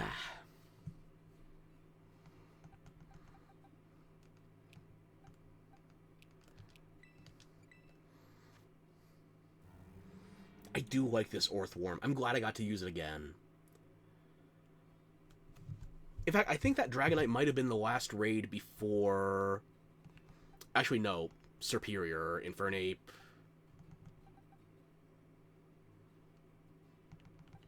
Wow, Rayquaza was the last Tera raid. So, I don't know why they did Dragonite... 6, 9...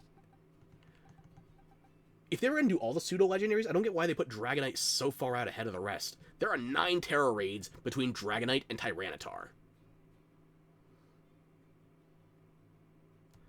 But, like I said before, Game Freak, planning, information, balancing, these are all things that they have still yet to fully acquire in the last... I'm going to say... 27 years? 28?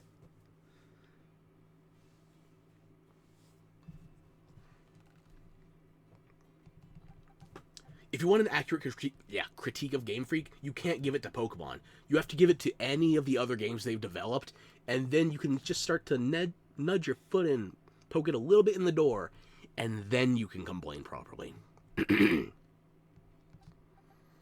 Because Pokemon is their golden goose, their golden calf.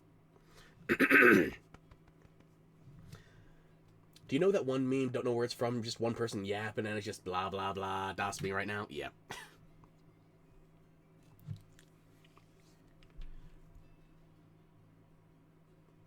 I imagine it could have gone a couple ways, actually. I've seen multiple memes of just yapping with one other person. Hydrate right now? Okay.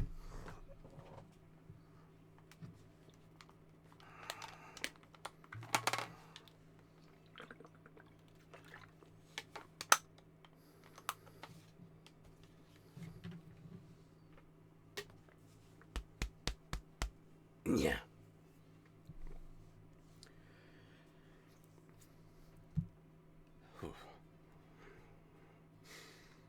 Right. What was I saying?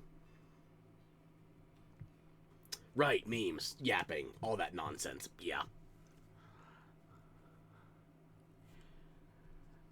Pokemon's getting a lot of free good press right now. Oh, you're... Yes. The Lego movie's good. I don't know if it's as good as the Lego Batman movie, but yes. I do very much enjoy it. How many Lego sets do I have within arm's reach right now? Only one. Okay, I'm safe.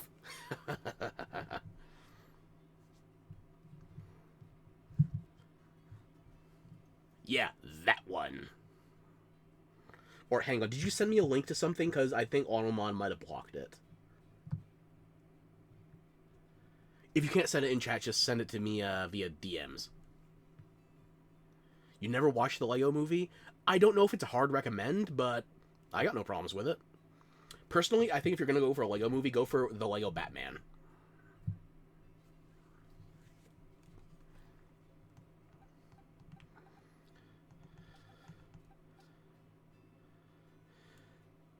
Sliding into the DMs once more. Okay. As long as you don't slide out and then slide back in repeatedly. Nope, I got your link. Okay. I'll look at that later. So we finished the Garchomp. We showed off both builds. I think I actually have it on this Switch still. I don't think I... Hang on. Tinka Tough. What color is your hammer? Hang on. No, it's the regular color. I thought it might have been a shiny. Never mind. I think I still have it on the Switch. I didn't export the files yet. Hang on.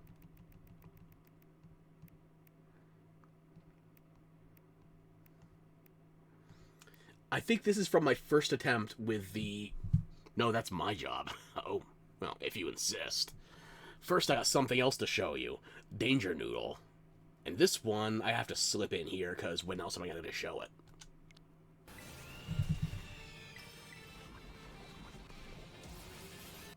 Hush.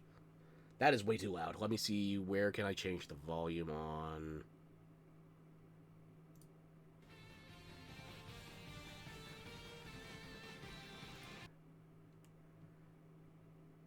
Is that too loud? Ignore the pictures. I'm trying to fix the volume settings right now.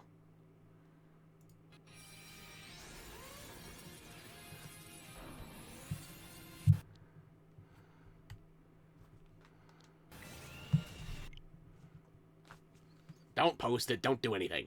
No.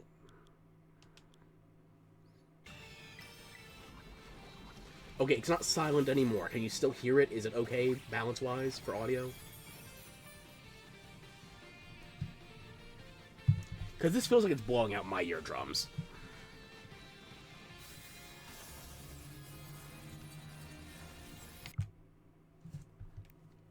It's good? Okay.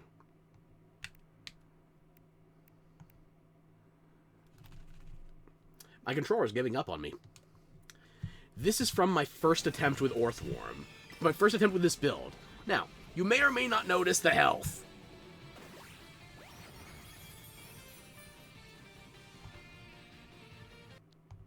Watch the health. 27! And I don't have time to do another Protect. I used it the previous turn.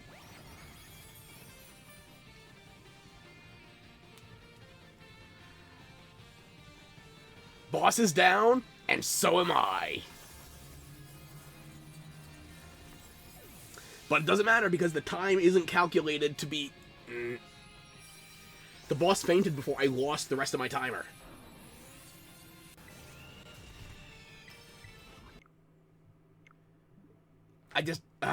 That was my very first attempt with that Orthworm. I haven't used him in almost a year. And he tried so damn hard, he took the boss down with him. I fucking love that guy. He's a great Pokemon.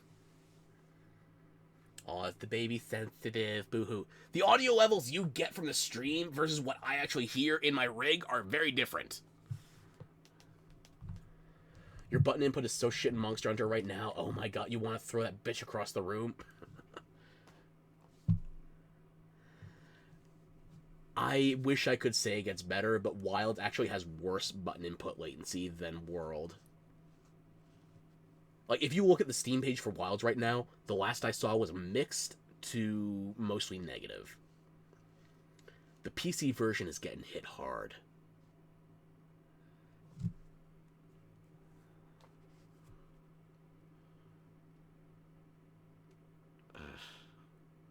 I'm sorry I don't have good news on that front. I still like it, but I would like it better if it worked.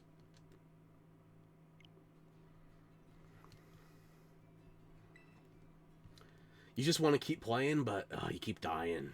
Damn. I don't think you have to kill yourself if the game's already killing you.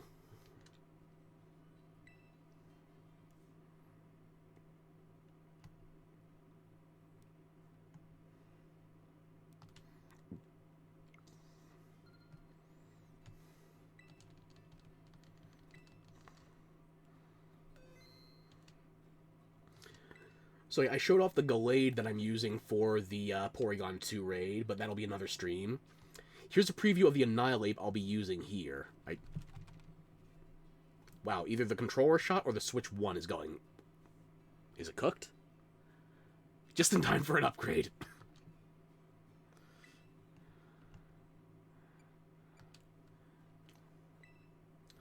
Yeah, that is, not Lechonk. Lechonk is the first form. Oinkalone. There we go. And I think you can tell based on the color and the ears, that is a female Oinkalone. No, no, stop moving, you...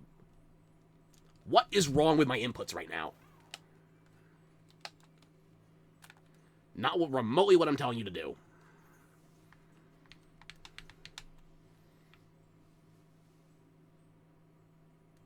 Oh, good.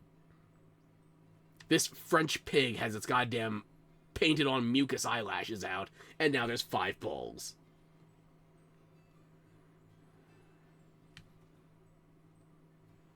Yeah, there's like 3-4 seconds of delay right now on my controls. That's not good. Okay, we're going to show you the Annihilate that I'm using for the Porygon raid on Scarlet next time, and then I think we got to wrap, because something's going to break. So, the worst part about getting multiple Annihilates for the raid is because... the worst part about doing multiple Annihilates is actually evolving them from Primeape, because you need to use Rage Fist 20 times.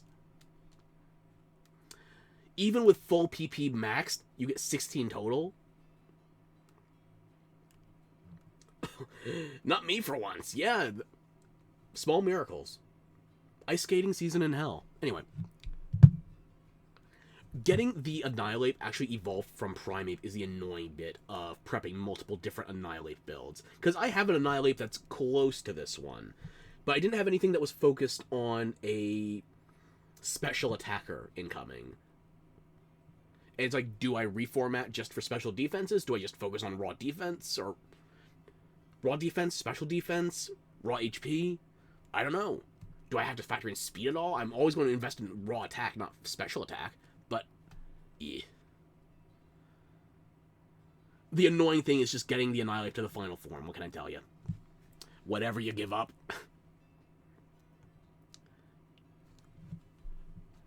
Anyway, you may have noticed, again, this is a rare circumstance. Both of the builds I'm going to be using for the next raid, neither of them is using a Shell Bell. However, both of them are using Drain Punch, so they are using the same healing tech. It's just different than the other healing tech I use for 80+% of raids. You only heard Raw. What the fuck sounds weird out of context? You should never watch American wrestling then. Real American wrestling. Raw.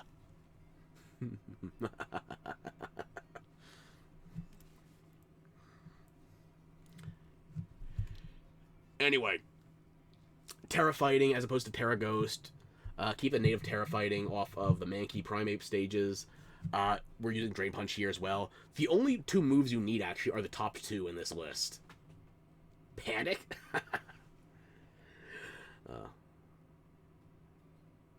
Thanks for the warning. Anytime. It's more likely you're going to get confused with one of the wrestling foundations being Wildlife Foundation. World Wrestling Federation, World Wildlife Foundation, both WWF. Nobody's fighting for the copyright over 3 letters, though.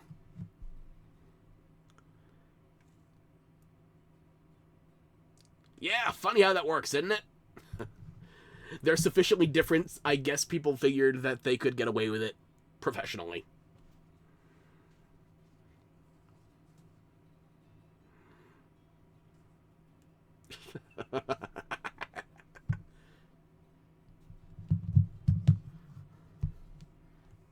Anyway, for the Annihilate, as I said before, I had to figure out where to invest everything. It just ended up sticking with the raw HP and base attack.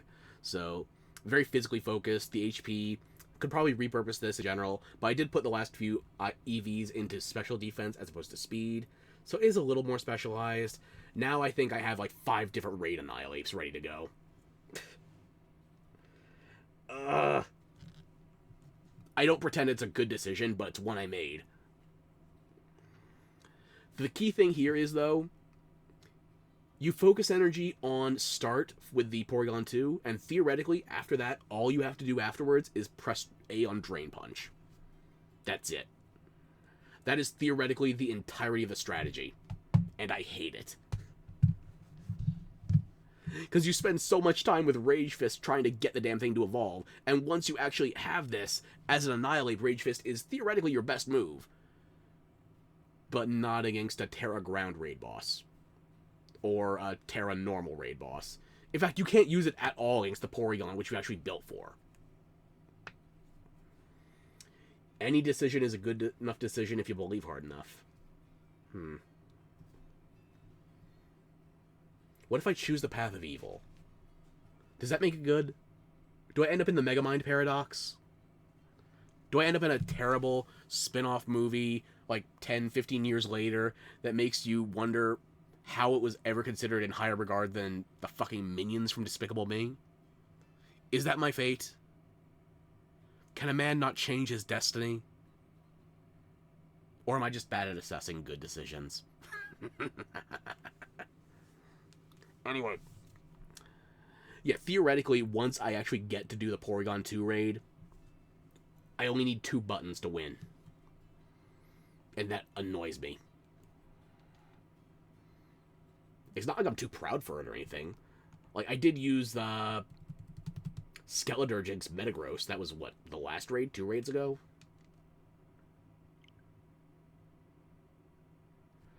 Oh, hang on. I know what's causing this.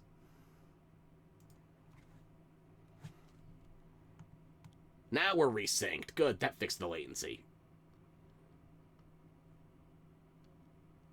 Fucking Elgato. This thing... When I was trying to fix the volume settings, it desynced the live feed.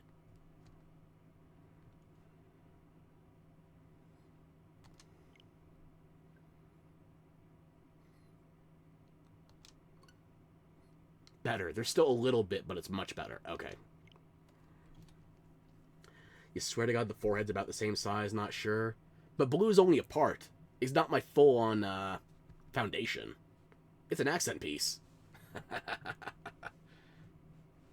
Technician, who better to lead the IT teams than the cause of all the IT problems? Technologia. The first time I saw that meme, I think it was actually from a clip in Drake and Josh, like a science fair episode, compared to Star Trek The Next Generation, and then, was it Enterprise or DS9? I think it was Enterprise. Yeah, but the size is the same? I'm not fighting you on that one. My forehead is real estate. The only real estate I'll ever afford.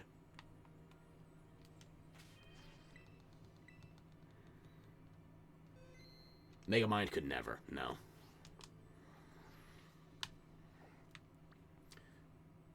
Oh yeah, there it is, okay.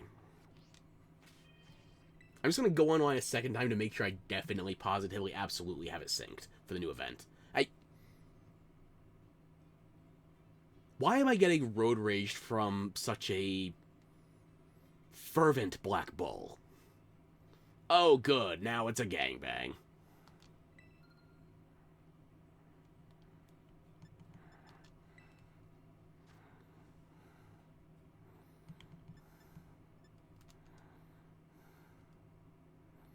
Broadcast, same though. Okay, as long as we're on the same page. I think the second I get out of this menu, I'm going to get attacked by one of 5 different Tauros.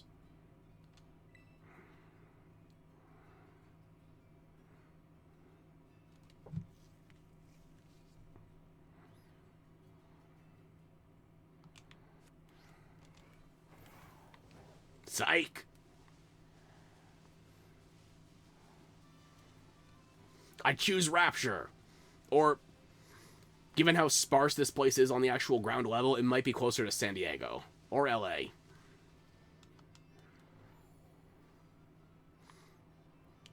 Oh yeah, this place definitely needs a Switch 2 upgrade. Jesus Christ.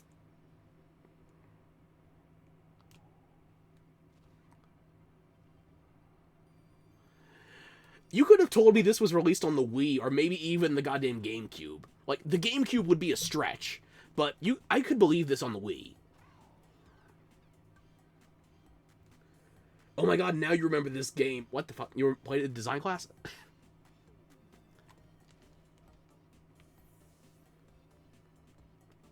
I don't want to go back out. I just came back down to the street level. Shut up. Agree? Here's the thing, though. I want to make sure before I move these games onto the Switch 2 that I can still transfer the saves to my modded Switch and back them up. Because Pokemon is one of very few games that you can't actually back up via... Here, let me just save and then I'll show you.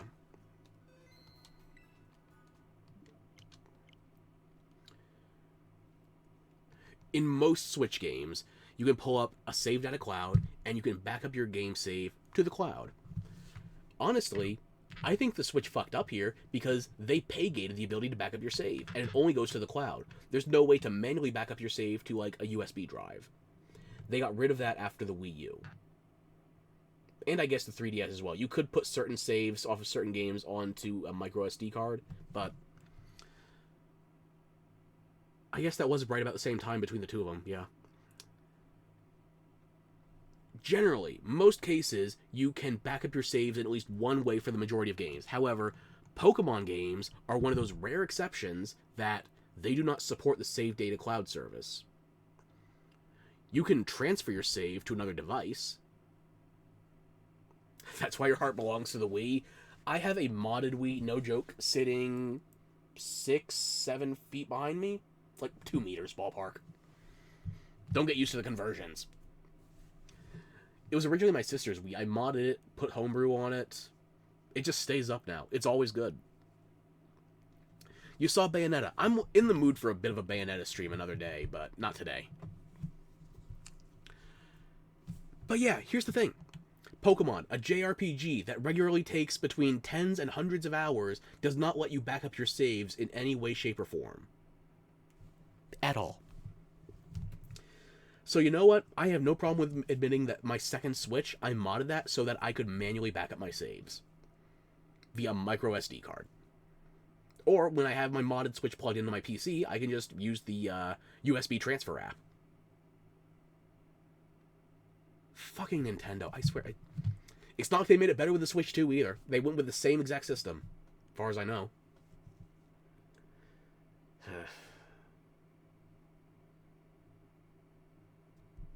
So that's unfortunate.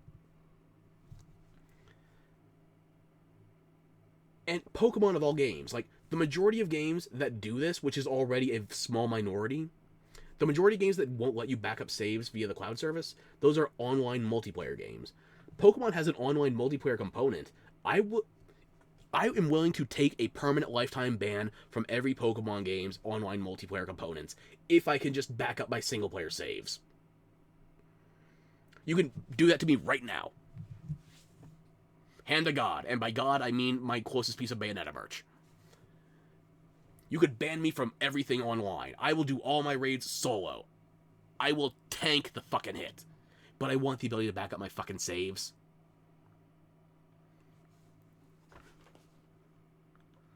Or at the barest, I am scraping the bottom of the barrel here. At minimum, multiple save slots. Because if you want multiple save slots in a modern Pokemon game on Switch or Switch 2, you need alts.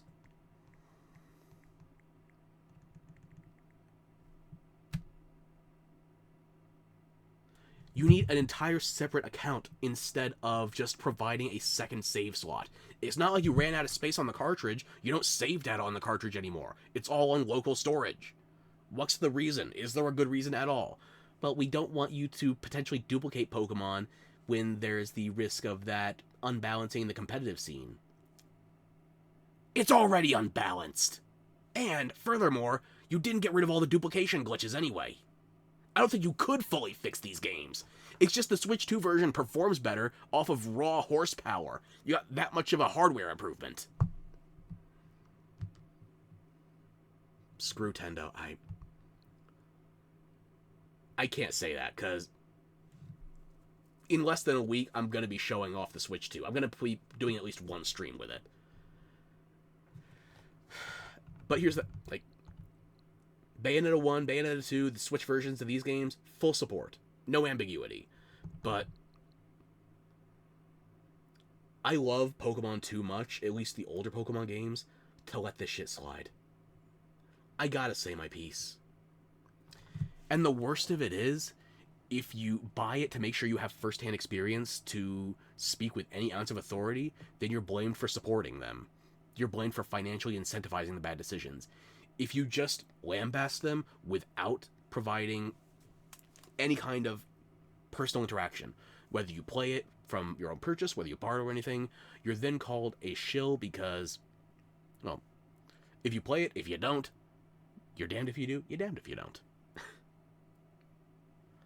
Yeah. There's no good way to do it. Video games have lost the ground that they used to have analogous to books. Like, here's one thing that pisses me off that I actually didn't realize when it happened, but it actually happened like 2 months ago. Virtual game cards. I haven't played any of my digital-only Switch games in months. Like, I've been alternating between, like, Pokemon, Bayonetta, and something else. I think it was, doesn't matter. It's something, they're all on game cartridges, is the thing.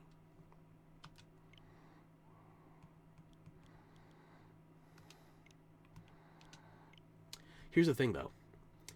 Prior to the update that was bracing for Switch 1 and Switch 2 intercompatibility, if I had, let's say, Okami installed on my main Switch and my secondary Switch... Oof. Did I lose the feed? Hang on.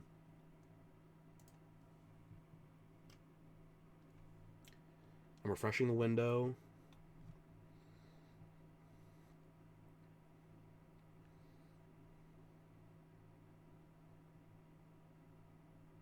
Refresh it again. That still doesn't look good.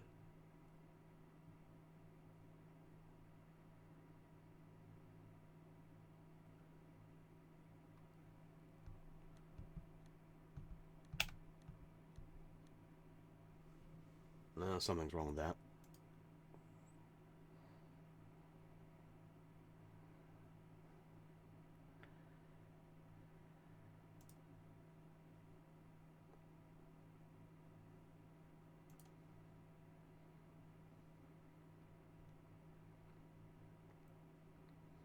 I think we're back. Hang on. That should be following the same button input. It's just a 4 or 5... Okay, yeah. Oh, sorry. I was talking too much shit about Nintendo. They told on me to Twitch. Right, what was I saying before? Virtual game cards, okay? Like, let's say I was playing Okami HD, and I got 2 Switches. If I was playing Okami HD on my primary Switch, then I could take my primary Switch wherever I want to go, and it doesn't require internet connection. It's just as long as I have the virtual game... This is before virtual game cards, actually. As long as I have the game downloaded. If it's on my primary console, I can play it whenever, wherever, whatever. Meanwhile, if I was playing it on my second Switch, I would specifically need to be able to connect to the internet, verify with my account, and make sure that my primary Switch was not using the same software. So there was a hoop to jump through, but you didn't need to have, say, separate downloads set up for the same game on the same profile across different systems. What it is now, however, I found this out because I wanted to load up Pokemon Home the other day. This doesn't even register as a game in my mind. This is just maintenance. This is software. I wanted to load up Pokemon Home, and I was on my other Switch, and it wouldn't let me. Because the virtual game card is here in my primary Switch. The virtual game card for a free downloadable only game.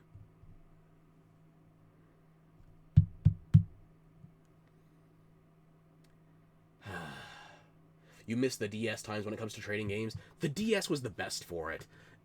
Even the 3DS had some level of DS download play still available to it.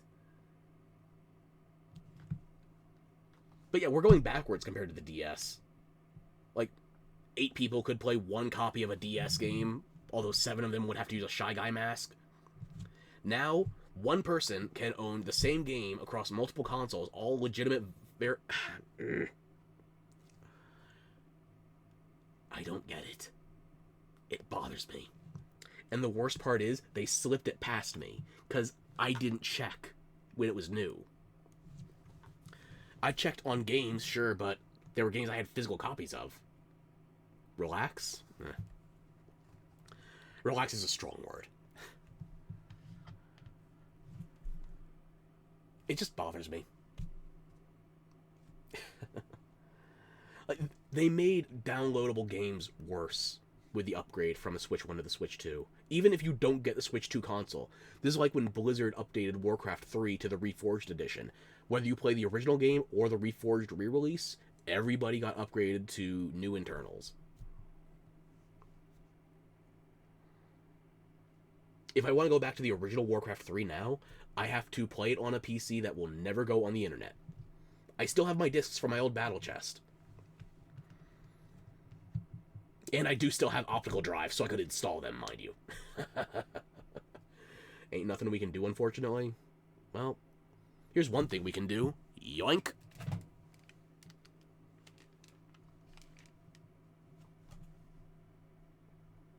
Go back to my room.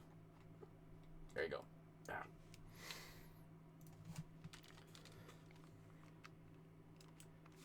Oh shit, this is hot, yeah. That might have been part of the problem, too.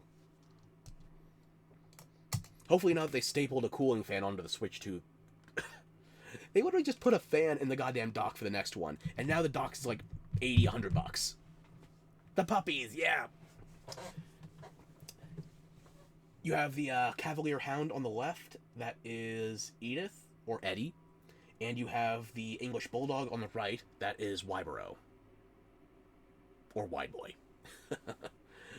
Me or the Switch? Well, after all that rambling, I'm feeling a little hot and bothered too, so who's to say?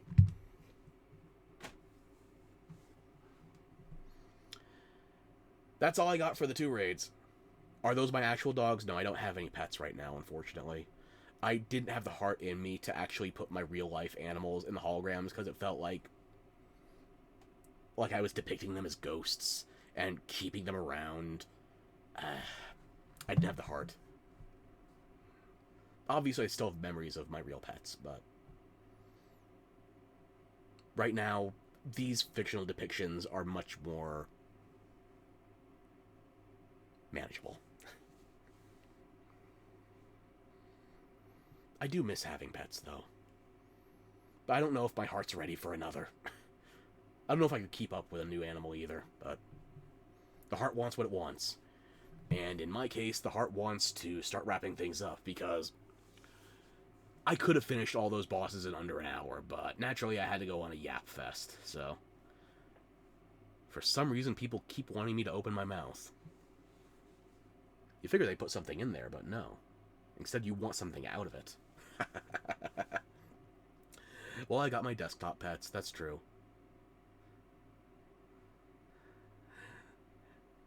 That you see every 5 minutes. Oop. God damn it, did it break, or is that... I'm not seeing anything in the overlay.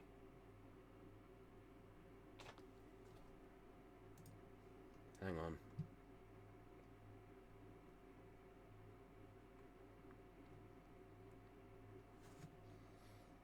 It's going to flip one toggle real quick, see if anything's updating in a hurry. Looks like we are back to live, seems stable. Oh, you meant the waifu, by the way. Yep.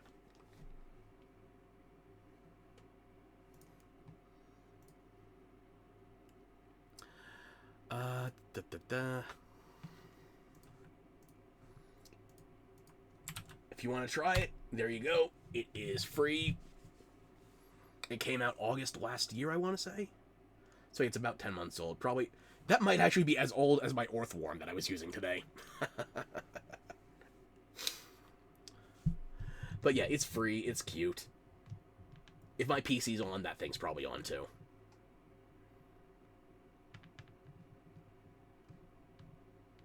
It haunts you anyway? Hmm.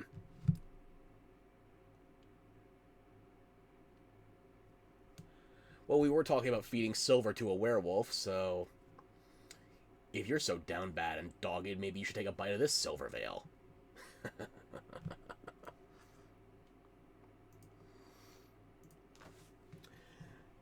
But no, if we're worried about something else breaking here, I should probably wrap things up now, so. Oh no! Stop. Make me. That is it for the Garchomp raid. We are already updated for the Porygon 2. We've got the builds ready to go. We just have to set aside another session, another day to record them.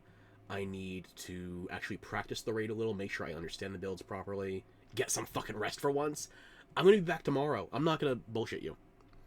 I want to do some reacting to all of the Summer Game Fest news coming out, so we are going to be back tomorrow. It's probably going to be another late stream where we're going over Day 0 of Summer Games Fest and Day 1.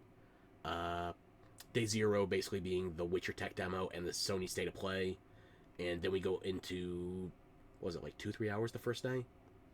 I want to cover Day 1 of SGF, because the Microsoft conference is Monday. Stream gone again, motherfucker.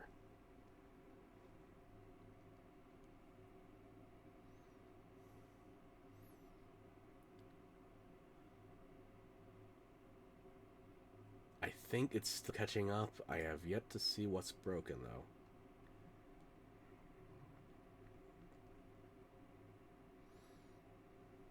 Nope, hang on. Is that live, or is that... One more. You know, here. This will let me know if it's live in a hurry. Yes, it's live? Good, okay.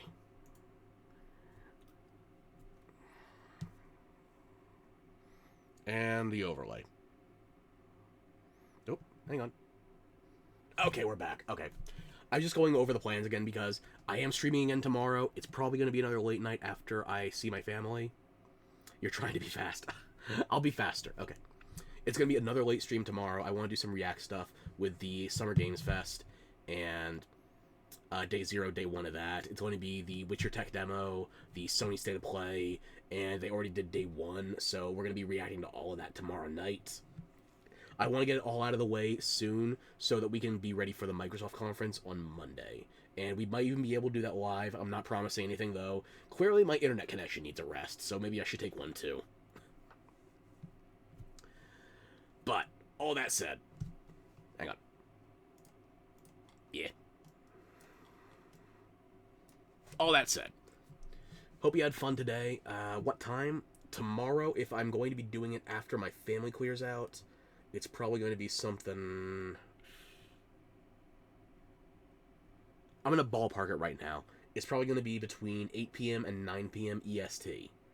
So I don't know what that translates into for other time zones.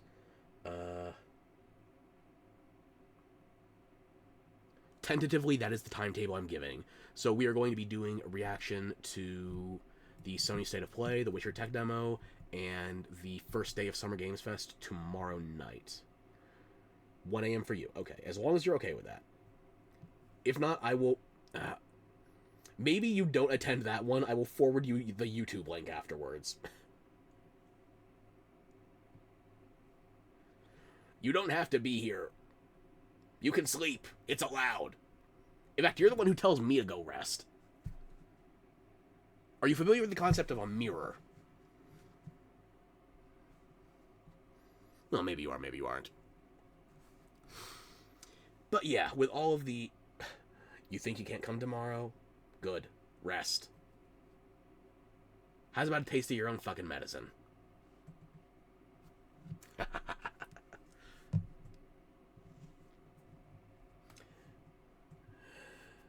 You can miss it. You're allowed to sleep. I will catch you up. I will send you the VOD afterwards. You don't have to be live. Fuck me, yes, you know what a mirror is? Hang on, are you a vampire or not? I don't think you should know how a mirror works, anyway. Maybe my mythology's backwards. Or maybe you just don't know the stakes. But we can cross that bridge when we get to it. Over running water. So yeah, next stream is going to be starting the coverage on Summer Games Fest. You know what it is, though. Fair enough. Next stream is going to be starting the coverage of Summer Games Fest, and we are going to be interspersing the Porygon 2 raid between the different conferences, and tentatively, I should be able to start playing with a Switch 2 on the 12th or the 11th. This week, ideally. So, maybe we try something new, maybe we try more of the same. Maybe both. What's new is classic, what's old is vintage. I butchered that expression. Just like my wardrobe. But yeah, we got plans for the week, and I think I'm doing decently health-wise, at least comparatively speaking. Oh yeah, I got a pill I'm supposed to take in a half hour, or was that a half hour ago? I should check my chart.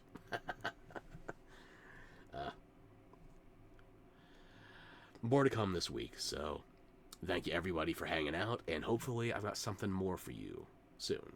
So, thank you very much. Hope you had a great time, and I'll catch you later.